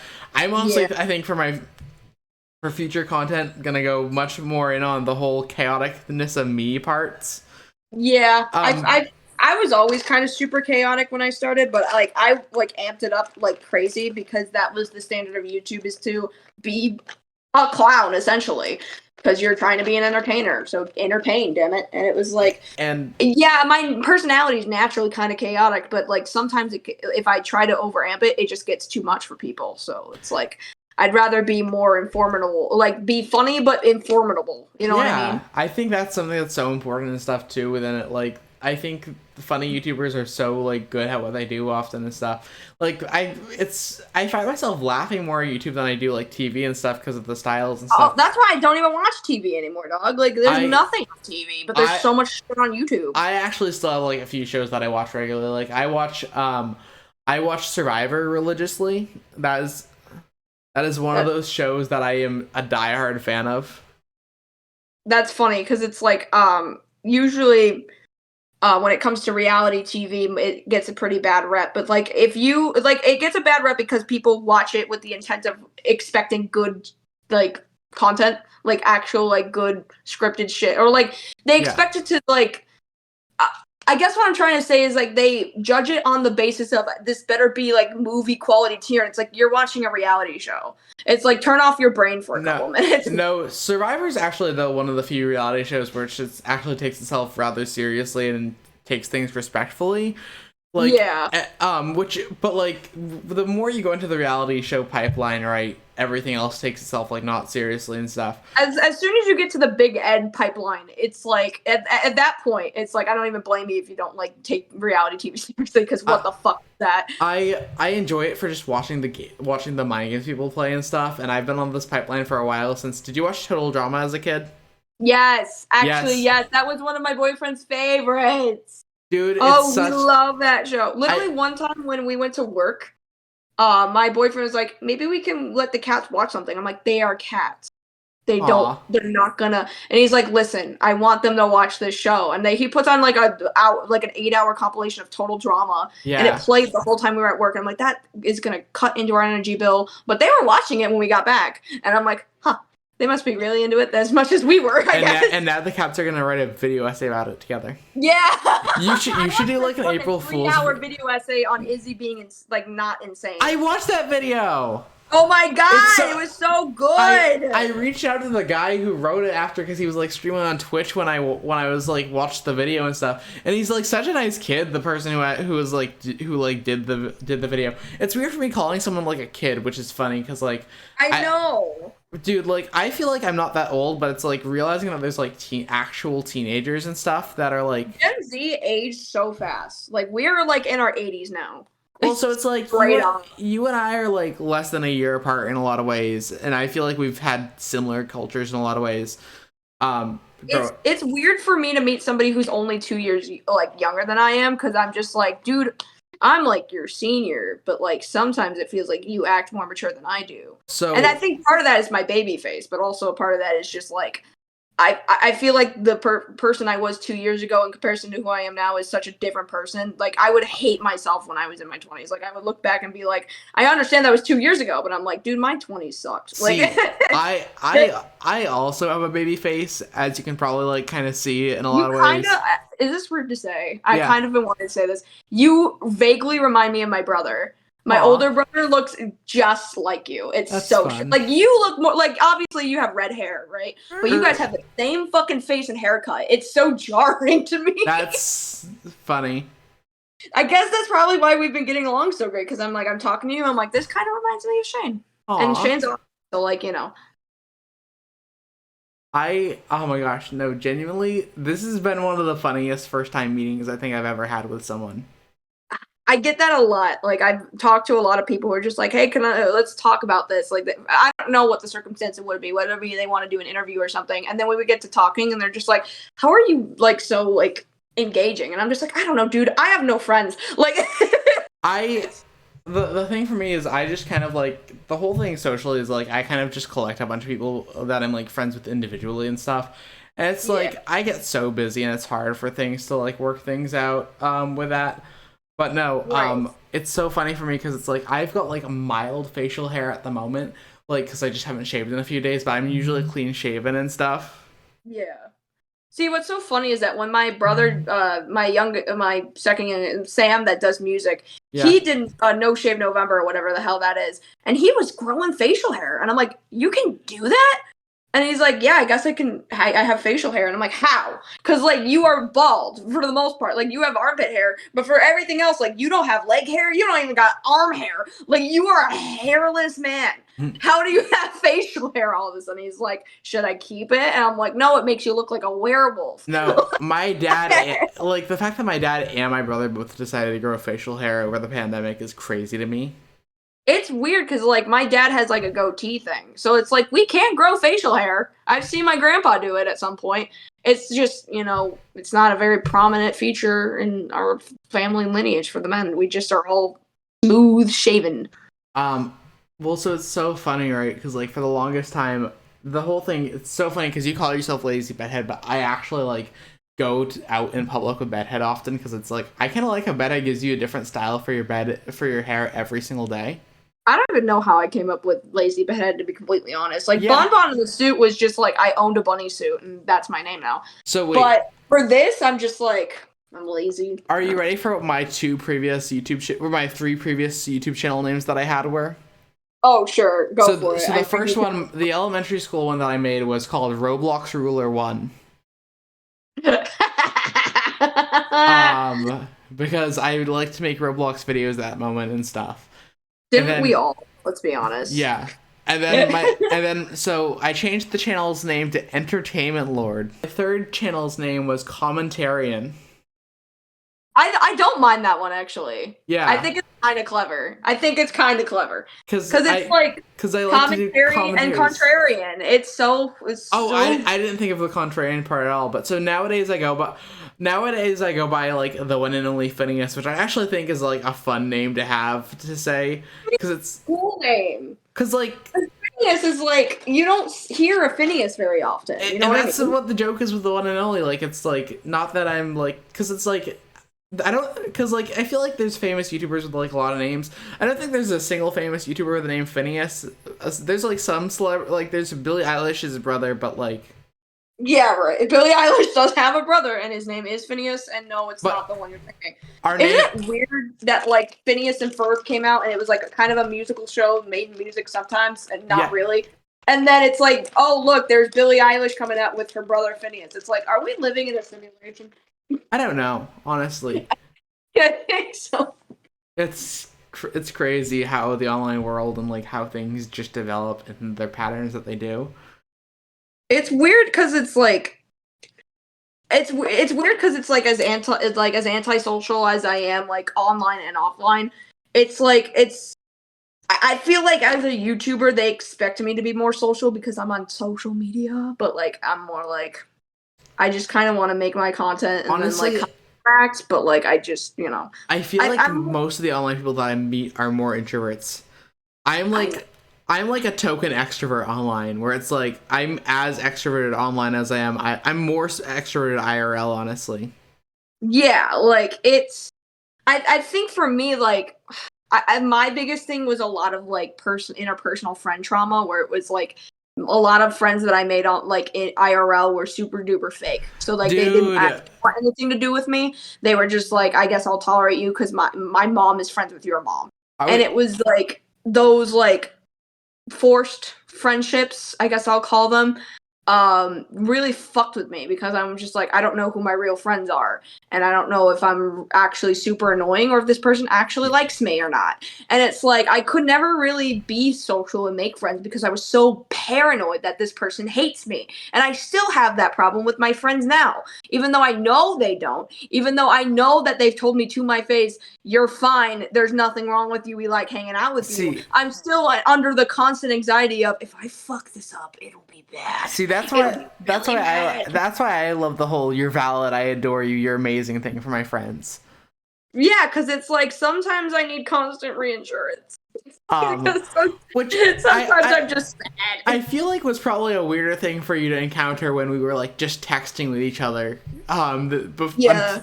Like I feel like if you knew me now before like we actually texted and stuff, it would have been a very different series of like texts where it was much more like.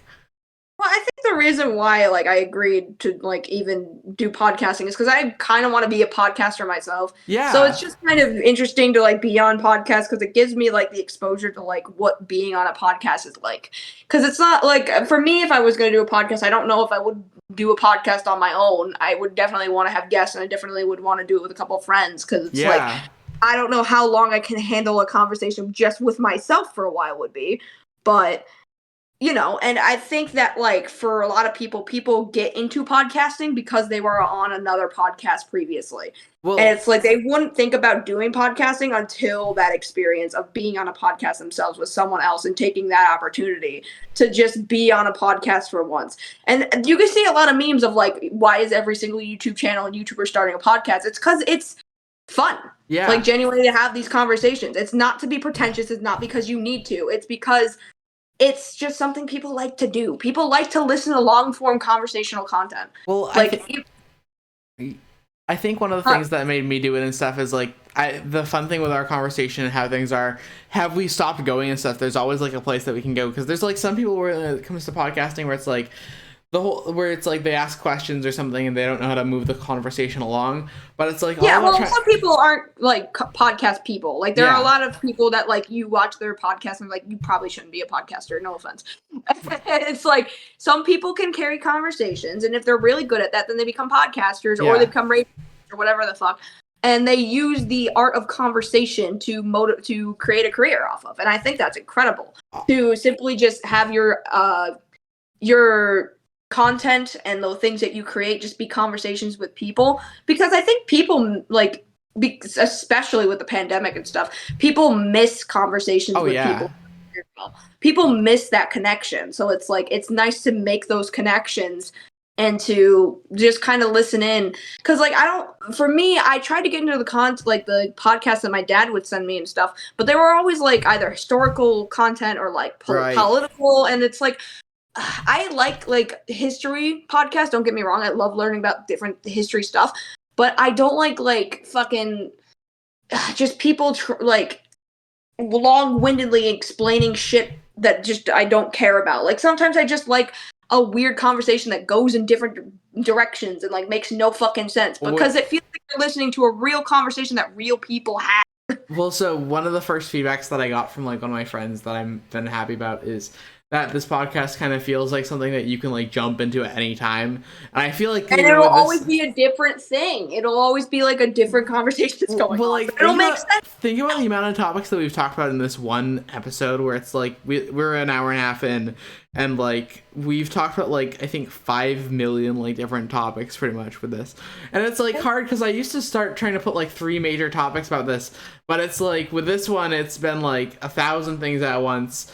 And, like, I always get worried because it's, like, so I've had, like, guests on that are more professional that I was worrying that I kind of accidentally would, like, push away with, like, how over the top I am in a lot of ways. This one, oh my gosh, this has been such a fun one.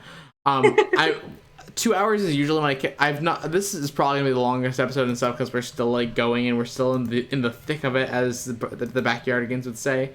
I love the Backyardigans growing up, man. Dude, that show was so glad good. It made a resurgence on TikTok because I'm like, I thought I was the only kid that watched the show. I loved that one. As a little kid, other shows. So like, okay, did you have like normal shows that were banned in your household? Because the biggest one that got banned in ours frequently was Total Drama. Got banned like 5 different times. Regular Show got banned for us, but that was only because they did swear in one episode, and I learned what pissed off was because I said it and I didn't know it was a swear word. Okay, and I was like, 12. So it was like that one makes sense because it was like they did take a couple things too far. No, and it was, but I got into a regular show from one of my best friends over the pandemic, and I fell in love with that. I actually like that show probably. That show's a vibe. Like there's not a single show out there that's like regular show. Like you could compare it to maybe Amazing World of Gumball, but I think Amazing World of Gumball is full of Gen Z humor. Yeah. Like when I watch regular show, it reminds me so much of like the 80s and the 90s, but it still takes place in modern day. So it feels like millennials from the 80s and 90s growing up and being very nostalgic about the 80s and 90s, and it's kind of cool. Well, like even though that's not our generation, we didn't grow up with that shit, we can relate to being nostalgic about stuff that we grew up with. Oh yeah, I'm already nostalgic for like everything that I grew up with, and it's kind of crazy. Like the feeling of like 2000s like pop music actually was like so kind of an iconic bit of the era. Like the 2000s were such an interesting decade in a lot of ways. It was. It was a weird time because there's nothing. All the commercials. When you go back, when you go back and you look at like when you look into the 50s and the 40s and the whatevers, like you go into the 40s and it's like, oh, everyone dressed like this and acted like this, and it's like, okay, that's kind of what I expected. That's a vibe. And then when you go into maybe like you jump into the 50s, everyone's acting like this. It's like, oh, that's a jump. That's weird. Like things are, fashion was just different. Fashion took a whole different jump by the time it got to the 50s. And then the 60s and the 70s kind of feel like the same. And then the 80s and the 90s kind of like, the 90s were like a mixture of the 80s and the 2000s. Like it was in that weird awkward teen phase. And then once you get to the 2000s, it was just like, where everyone's on crack. Well, it's like, and then the 2010s as like an era is like still yet to be defined. I feel like really because of the pandemic, I feel like the 2020s have felt like the 2010s part 2. Yeah. Oh yeah. And I mean, I guess we haven't lived in the 2020s long enough to feel like, but I feel that, dude. That it does feel like that. Okay, it feels more hostile because like in the 2010s, like people were how they are now, but they just weren't as like vicious about it. Now I just see hate crimes all the time. Yeah, no same. reason. I don't understand, and I just want people to get along and for us to sing "Kumbaya" and live in the woods. Oh my gosh, it's so crazy to me how the world is and stuff, and like the whole thing that I've loved about like your content and stuff is like it going into like these different people, like the Nick Fuentes thing. Oh my gosh, that's like. Well, I'm not dead yet. Like they haven't threatened to shut down my channel. Have you gotten any response from them yet, or anything, or? So during the live chat, there was 2 of them that were arguing back and forth with me or whatever. But they never like at some point, one of them was like using racial slurs, and I told them, "Can you please not do that? I don't want to get copyright, whatever." And they were like, "Okay, I'm very sorry." And I'm like, "Okay, cool, thank God." Wait, did you say they were civil? Wait, did you say get copyright, like copyright for racial? Well, no. I meant like I didn't want to get banned from YouTube. I'm sorry, like the white nationalist police were gonna come out and like, "Oh, that's our word, copyrighted." Yeah. But they were civil for the most part, so I have to give them credit. Like I don't like them, and I don't want any association with them. Like, I've deleted a couple comments now at this point because they were just being like either like Nazi sympathizing or like just blatantly racist, and I had to go back and like take them down. Like any of the comments that are making fun of me, like calling me fat or whatever, or saying I took an L, I don't give a fuck. Like that's not clever. That's annoying. But like any one of them that were just like openly like using anti-Semitic rhetoric or like being blatantly racist or like Nazi defending or whatever, I had to get rid of because I'm like, YouTube's gonna fucking pummel my ass. And my audience is pummeling their ass right now, but it's like YouTube's a bigger beast. Like I don't want to like bring that as a beacon to my channel. See, but I'm still alive, so you know, like they're not threatening to actively take me down, which is good. And they were civil about it in the chat, and like people disagreed with them and called them stupid, but I was just like, at least they're not threatening my family. And you know what? That's fine. Call me stupid, call me ugly, say I have a big forehead. Just don't threaten my livelihood or my family, and I'll be fine with you being here. Just leave me alone. Dude, one of the scariest things about being like online and stuff is I feel like swatting is such a scary thing that happens to people and stuff. Oh my! It should be illegal. It's surprisingly not in a lot of places, like because people don't take it seriously enough to be like, we should make this a law. It's like, no, bitch, it's scary. It's gotten people killed, literally. Like, I know. It's like, what the fuck? And it's like the frustrating thing is, I think it's so funny because the parents of a YouTuber usually have like no idea what they're getting in for when their child becomes a YouTuber. Yeah, right. That's the same thing with that was going on with Chris Chan though. Like his parents had no idea how to handle any of the fucking YouTube or like internet fame. Well, they tried to tell him you have to remove it from the internet, but it's like he's already put it out there. It's never going away. Well, and I think I didn't understand that portion of it either. One of the most interesting things I think with the Christian story is that if things in that story ever had like one positive turn, we would not have gotten to where we were today and stuff. Oh, I know. It's so... Where it's like... Because, like, I've gone through... I think the best documentaries on the Christian situation for me is The Gamer from Mars is a really good series. I haven't seen it. Is it long? Because it's not like Geno Samuel, is it? It's not Geno Samuel's, but it's pretty comprehensive on a lot of things. Like, it's more comprehensive than the Down the Rabbit Hole one, but less than the Geno Samuel. Did Down the Rabbit Hole make a Christian video? It's very small. Oh, really? I didn't know that. It was like one of the first videos that Frederick did on that channel. Dude, that is someone that I totally want to get on my podcast at some point. I feel like he'd be such a good... Oh, yeah. For sure. He's... One thing I'm planning... The dedication, you know what I mean? And I feel like the other thing, he's genuinely that much of like a nice person from everything that I've seen. Yeah, I don't think anyone has a problem with Geno Samuel. Or no, not Frederick, I mean, not Geno. Oh, Frederick, I'm sorry. I'm, like, confusing myself. It's fine. We as we joked, this is the most undiagnosed podcast ever. That is the name of this episode, the most undiagnosed podcast. I want to put that in the description, yeah. Somebody get me checked out, dog. It's, but, like... I don't know. Our energies like mesh in a fun way, I think. It's weird to find somebody that has the same cadence and same like what does they call that? The same cadence and like the same attention span as I do. Yeah. Because I feel like for me I'm too much for people. Very much. Like a lot of people when it came to like listening to my content and my videos, because I can ramble for quite a bit about like a topic, it becomes too much for people. Right. And I'm not holding anything against those people, because like, yeah, I know I can be a lot. I dress like an elf on the internet and I talk about crazy people I see online for like an hour and a half, and I'm a little bit out there, and I used to dress in a bunny suit and make videos in my pajamas. Like, I get it. Like, what the fuck do you describe that?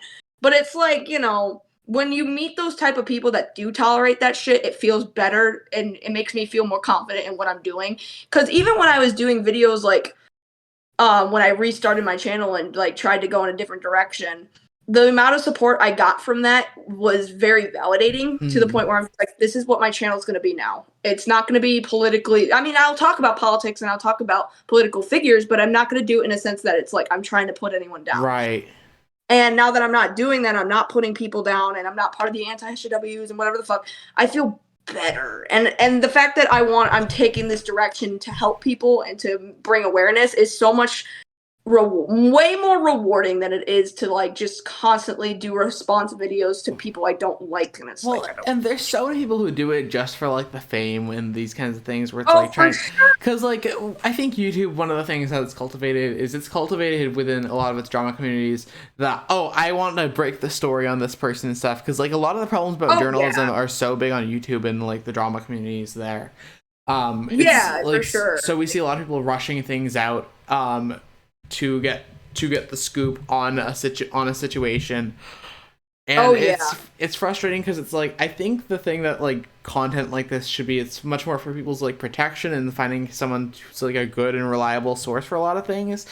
Like for me, like I see like with a lot of YouTube journalism, because not a lot of these people can classify themselves as journalists because they don't know what the fuck they're doing. Right.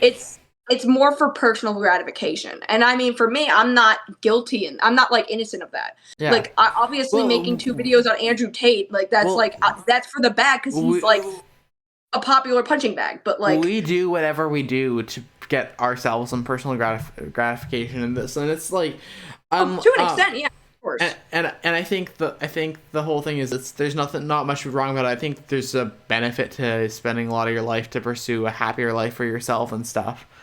Oh yeah, I mean, I didn't honestly start doing things for me until I moved out, which is crazy to think about.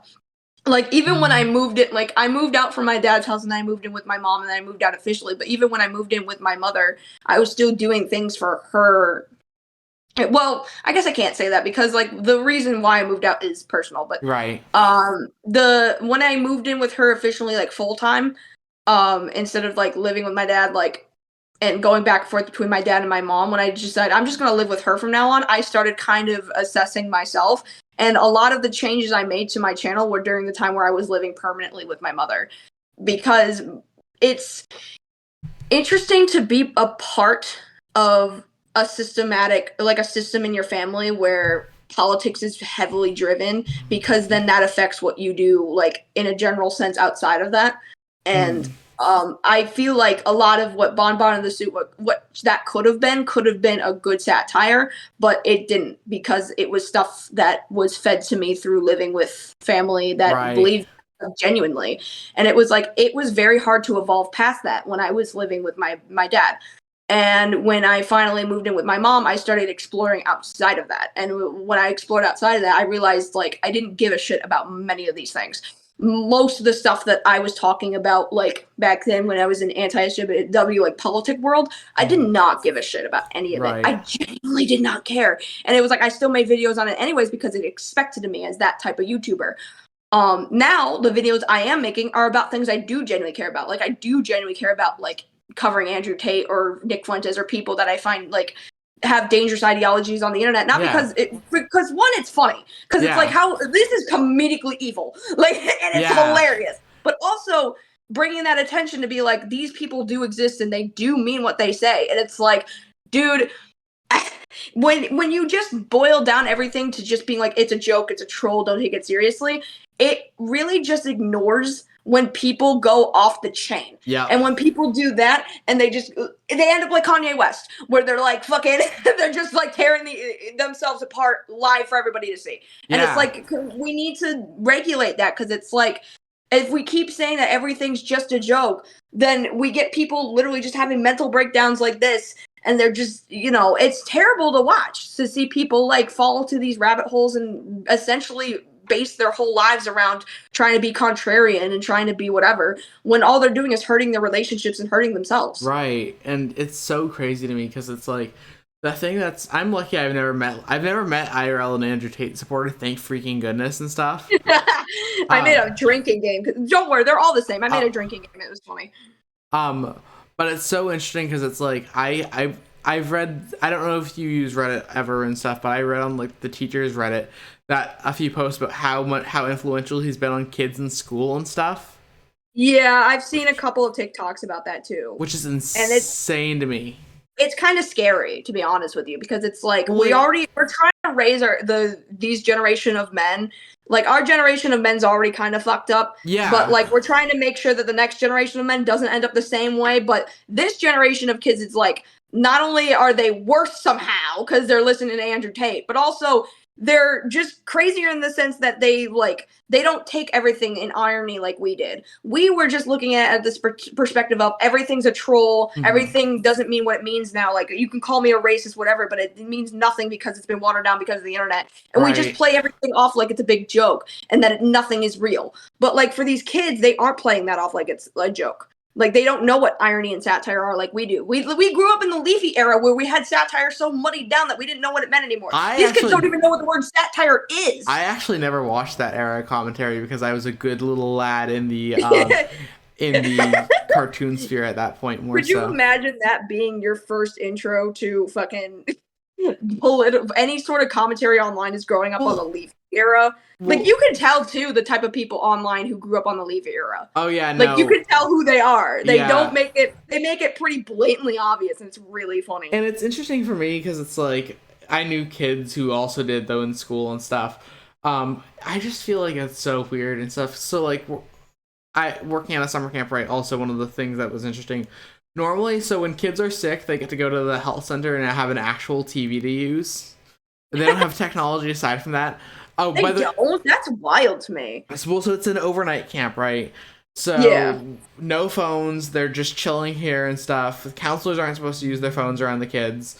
One of the other things within it and stuff but these kids all have their own phones. They're 7, by the way. Like, yeah, that's so wild. The age of like when you get a cell phone. Okay, like, when did you get your first like smartphone? I got a flip phone in the 6th grade. But I didn't get an official iPhone until maybe I was in the 9th grade. Okay, so I got a track phone that's like that was like a baby smartphone but not a real smartphone in 7th grade, and I got an Yeah. actual phone in the 9th grade. So I think both of us were raised adequately in this front then, Right. Yeah. because I actually believe that like you should never give an elementary schooler a phone unless there's like other Oh, for circumstances. sure. Like, because like unless like for me like. As much as I would like for my kids to grow up on the current, like whatever kids I have, I don't want kids now, Yeah. but like if I ever do decide maybe I want this, like it would be so hard to like explain to a kid why they can't have a cell phone at 2 because every other kid has a cell phone at 2 Right. now. So But it's like it's it it's something my breaks a dad lot would say. it My breaks a dad would lot of the say as soon as experience. yeah, and my dad would say as soon as you take the genie out of the bottle, there's no putting it back in. And he's Right. right. He's right in that sense that it's like we gave kids cell phones at the age of 5, and now every kid at the age of 5 wants a cell phone. It's like you can't go back now that you've done that already. Well, so, and then when you think about how the bits like have continued and stuff, because it's like for a while, so my family has tried like so many different things and stuff because they're like, oh, you're on your screen so much playing games and stuff. When no, I'm mainly just someone who likes to screenwrite and like have fun writing things, because I'm primarily a writer. That's the way that I work in things. Yeah. But so the thing that's funny is like, because I think every family tries some things to get phones under control. Like one night, my parents were like, "Oh, we're gonna have a policy where you have to bring your phones downstairs at a certain How long time." did that last? How long did that last? Not long, because it's just I think yeah. because it's just frustrating. Because like I listen to content going to bed. I listened to like your Randy Stair video while I was going to bed last night. So Oh, that's so funny and horrifying. Yeah. Don't Well, listen to that shit. Go to sleep. I enjoy video essays as I go to bed and stuff, and that kind of counts as a video essay in a lot of ways. I guess so. It does. Yeah. I do want to make more videos like that though, because like Randy Stair, and there's a lot of internet like horror stories that happen. One of the other ones that I know that I watched a true crime. Have you ever watched Explore with Us? They did A little bit, I think so. Yeah. They did like a 48-minute video on like Randy Stair and like just the entire investigation I within think that. I might have used that as like research, but I don't really. But they remember. also did another 20-minute video on Mr. Anime. Oh yeah, that That's was wild too. Oh no, 'Cause that's people actually respected that guy. People were like, there was genuine fans of him. Like they credit him as like the start of the anime community or whatever. The fuck. Exactly. And that's wild. And the thing with how, oh gosh, it's so funny. This is like the darkest episode of this entire podcast so far because we've been talking true crime and stuff too. I don't mind actually in general. I don't like the whole thing for me is like my channel's not like, it does talk about like movies that are for kids, but it's like not child marketed in the most part. I don't think any YouTube channel that talks about like literal like things for babies literally is definitely not child oriented. There's so many people that talk about kids media, but they are like the most like just non-kid friendly channels in the world. And that's why YouTube had to make that whole system of COPPA, because it was just like confusing for people who went on YouTube Kids to find a review of a kids movie, and the kid's like, this movie's fucking stupid. It's like, why is this on a kids app? Well, so the interesting thing is like in my normal content there's like no swears and stuff, but my podcast I think is a very different breed. Like the whole plan is I think eventually the podcast would be moved somewhere that's not my main channel, so it's not immediately associated with my brand, but like while it's still getting out, it's a nice like kind of cross thing with it, because it's like, I don't know, the whole thing is like I'm very much so of the like the whole wholesome like branding and stuff. Like I don't swear at all, which is like I actually like never swear IRL either. Yeah, I just have no filter. I grew up in an environment where all we did was like once we got to a certain once my dad got to a certain point where they're like, oh, my kids are online, they know what swears are. He just stopped giving a shit. My mom got to that point too and stuff, and she swears like a truck driver, but like and it's so funny because like my mom's a real estate agent, so it's like I know. Well, she's good with her clients and stuff. That's so funny. Could you imagine? It's like, do you want to buy this fucking house? Buy my fucking house.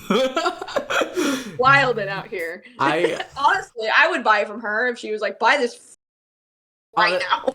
Honestly, though, oh my gosh, I'll tell you more stories like after we finish recording. I think I'll let it go for a bit more and one more topic or so, and then I'll like cut it because like 2 hours is a pretty good podcast. It's for sure, yeah. It's a nice Even little. Though it could go on forever, but yeah, like, no, and I think after nobody this, has the. I think after this is gonna go on for like even longer. So. Oh, I know. We gotta call it somewhere. Yeah. Keep some structure here. Don't let me derail you or So, anything. do you have like a last topic that you want to talk about? Oh, I don't know. I mean, we talked about so many things already. Literally, though. Objectively, this is probably your most chaotic episode ever. I think so. And well, it's like usually the other person, like, I'm trying to think. So, in the lore of Very Special Guest, which I consider that like the lore of my episodes. With the first one, we had a pretty strict schedule that went on for like an hour 45 minutes. My friend Portfolio Blue was pretty good about that. Yeah, no, for the first while it's like that, but like, this is the single longest episode of the entire show so far. I just don't know when to shut the fuck up. No, I enjoy it. How dare you be rude to yourself about this? Why? I mean, listen, I guess it's because, like, you know, I guess there is kind of a last topic for this because, like, I'm taking YouTube seriously now. I'm trying to pump it up, do Patreon, and be serious with it. And a lot of the reason I'm doing it is because my boyfriend really encourages it. Like, when we were living in our last apartment before this one, he was, we couldn't hold down the fort like we can here. Yeah. Like, he can work his job and support this place and support all the bills without me working. And for me, I grew up in an environment where it's like, if you don't work and you don't contribute to capitalism and the economy, you are nothing. You are a bottom feeder and you are a bootlicker and you are taking advantage of the government, whatever, you're a commie. So you better be working for the rest of your life. And it's like, that was so toxic because I would just choose jobs that would wear me down mentally and make me hate myself. I'm like, I could do so much more than this. And my boyfriend saw that and he was just like, dude, I'm so sick of you working jobs that make you feel like shit because you know you can do something that you love. And I'm like, well, what can I do? If I try to pursue YouTube, it's gonna fail. And it's like, I was always in the realm of YouTube's impossible to do. But today, when I was watching my Nick Fuentes, like the live chat, I actually got a super chat, and that was kind of, I know that that's small because like YouTube takes 30% anyway, and I know that that was only one, but it gave me hope that I hadn't had for a long time. And I get it, like my YouTube channel is kind of stagnating right now, but I'm gonna try at it and I'm really gonna give it a shot because it's like, I don't have anything to lose right now. My boyfriend's holding down the fort and he's supporting my journey and he's telling me to take it seriously and he believes in me. And it's like, yeah, my family might not be super supportive or anything, but as long as he does, then I don't care. Like, he's the only one that I want to try and impress right now. Yeah. And it's like, even if I fail, he's not going to be disappointed. Like, yeah, I'm doing this because he's encouraged me to do it and I want to abide by that and make him proud and do it for him. But even if it doesn't go a certain way, I don't lose anything. I'm not losing him. Like, he's not going to leave me if I'm successful. That's not going to happen. That sounds like if he left you, if it was unsuccessful, that'd be a very tragic love story. I'm sorry, but your YouTube channel failed. Yeah. That would be such shit because it's just like, dude, I even told him over and over again, I'm like, what if this doesn't work? And he's like, if it doesn't work, you're going to keep trying. And if it doesn't work, you're going to keep trying again and again. You can make it work because you can fucking do this. And I'm like, my dad's never encouraged me like that. My dad always was like, you need to go to a trade school, not a college. You need to get into the field immediately and whatever. And I guess it's because he probably has psychic abilities and he predicted that the economy was going to crash as bad as it is now. But I think it was more of like, my dad lived his life where as soon as he got out of high school, he went immediately into the workforce. So now he just kind of tries to let all of his kids live the same way he did so that it validates how he decided to take the direction he decided to take. But the reason why he entered the workforce as soon as he got out of high school is because afterwards he had 5 children with a woman that he met at a Hungry Howie's. So it's like, I don't have kids, and I live in a decent apartment that we can afford on one budget. Right. It's like, I didn't pop out kids immediately. That's why I'm not working myself to death. Well, my path is not the same path. Well, it's so interesting because, like, so the more background on my family, right? My mom never went to college. She worked as, like, a waitress and bartender for a while before going to taking the real estate course and then becoming a realtor. My dad started college. He wound up dropping out after, like, and became a furniture salesperson for corporate furniture. Yeah, no. Does he swear too? Does he go like, buy my fucking furniture? He does not go like that. My dad's the kind of person where he'll occasionally swear, but it's like he usually does it for precision and impact, you know. Right, But my brother takes more after my mom, so I'm like the only one in my family who doesn't swear. It's funny. So you're more like your dad then, I would assume. I don't swear at all. My dad swears somewhat regularly. Yeah. That has to be like, I don't know what it is with me, like, because the thing is that people theorize that people who do swear have a higher IQ. I think I'm stupid as shit, so I don't know if that's true. My whole thing with it, well, there's not many people who don't swear, and a lot of people usually are doing it for like religious, like little baby religious reasons, which like that's pussies. Just kidding. I'm kidding. Oh my gosh! Watch this video get age restricted by YouTube. I'm so toxic. If it gets age restricted, I'm gonna have to call it at lazy bedhead age restricted my YouTube video. It's okay. Put all the blame on me. Yeah, I deserve nothing less. No. With that said, as I'm gonna actually let this episode pass 2 hours because we're almost to that point, and like I think it'd be cool to say that it was a 2-hour podcast. But genuinely, thank you for being such a great, very special guest. Like I've appreciated this a lot. I think anyone who's viewed our channels, I think, or like knows about us like separately, is gonna be shocked that there's another person who talks like how we do. Dude, and I'm like, I'm not trying to make connections here, you know, and I understand, like, let's be honest with ourselves here. Let's not beat around the books. Like, my channel's a bit bigger than yours by like a lot, but I'm still gonna do podcasts with people that are smaller than me because I know what it was like to be there.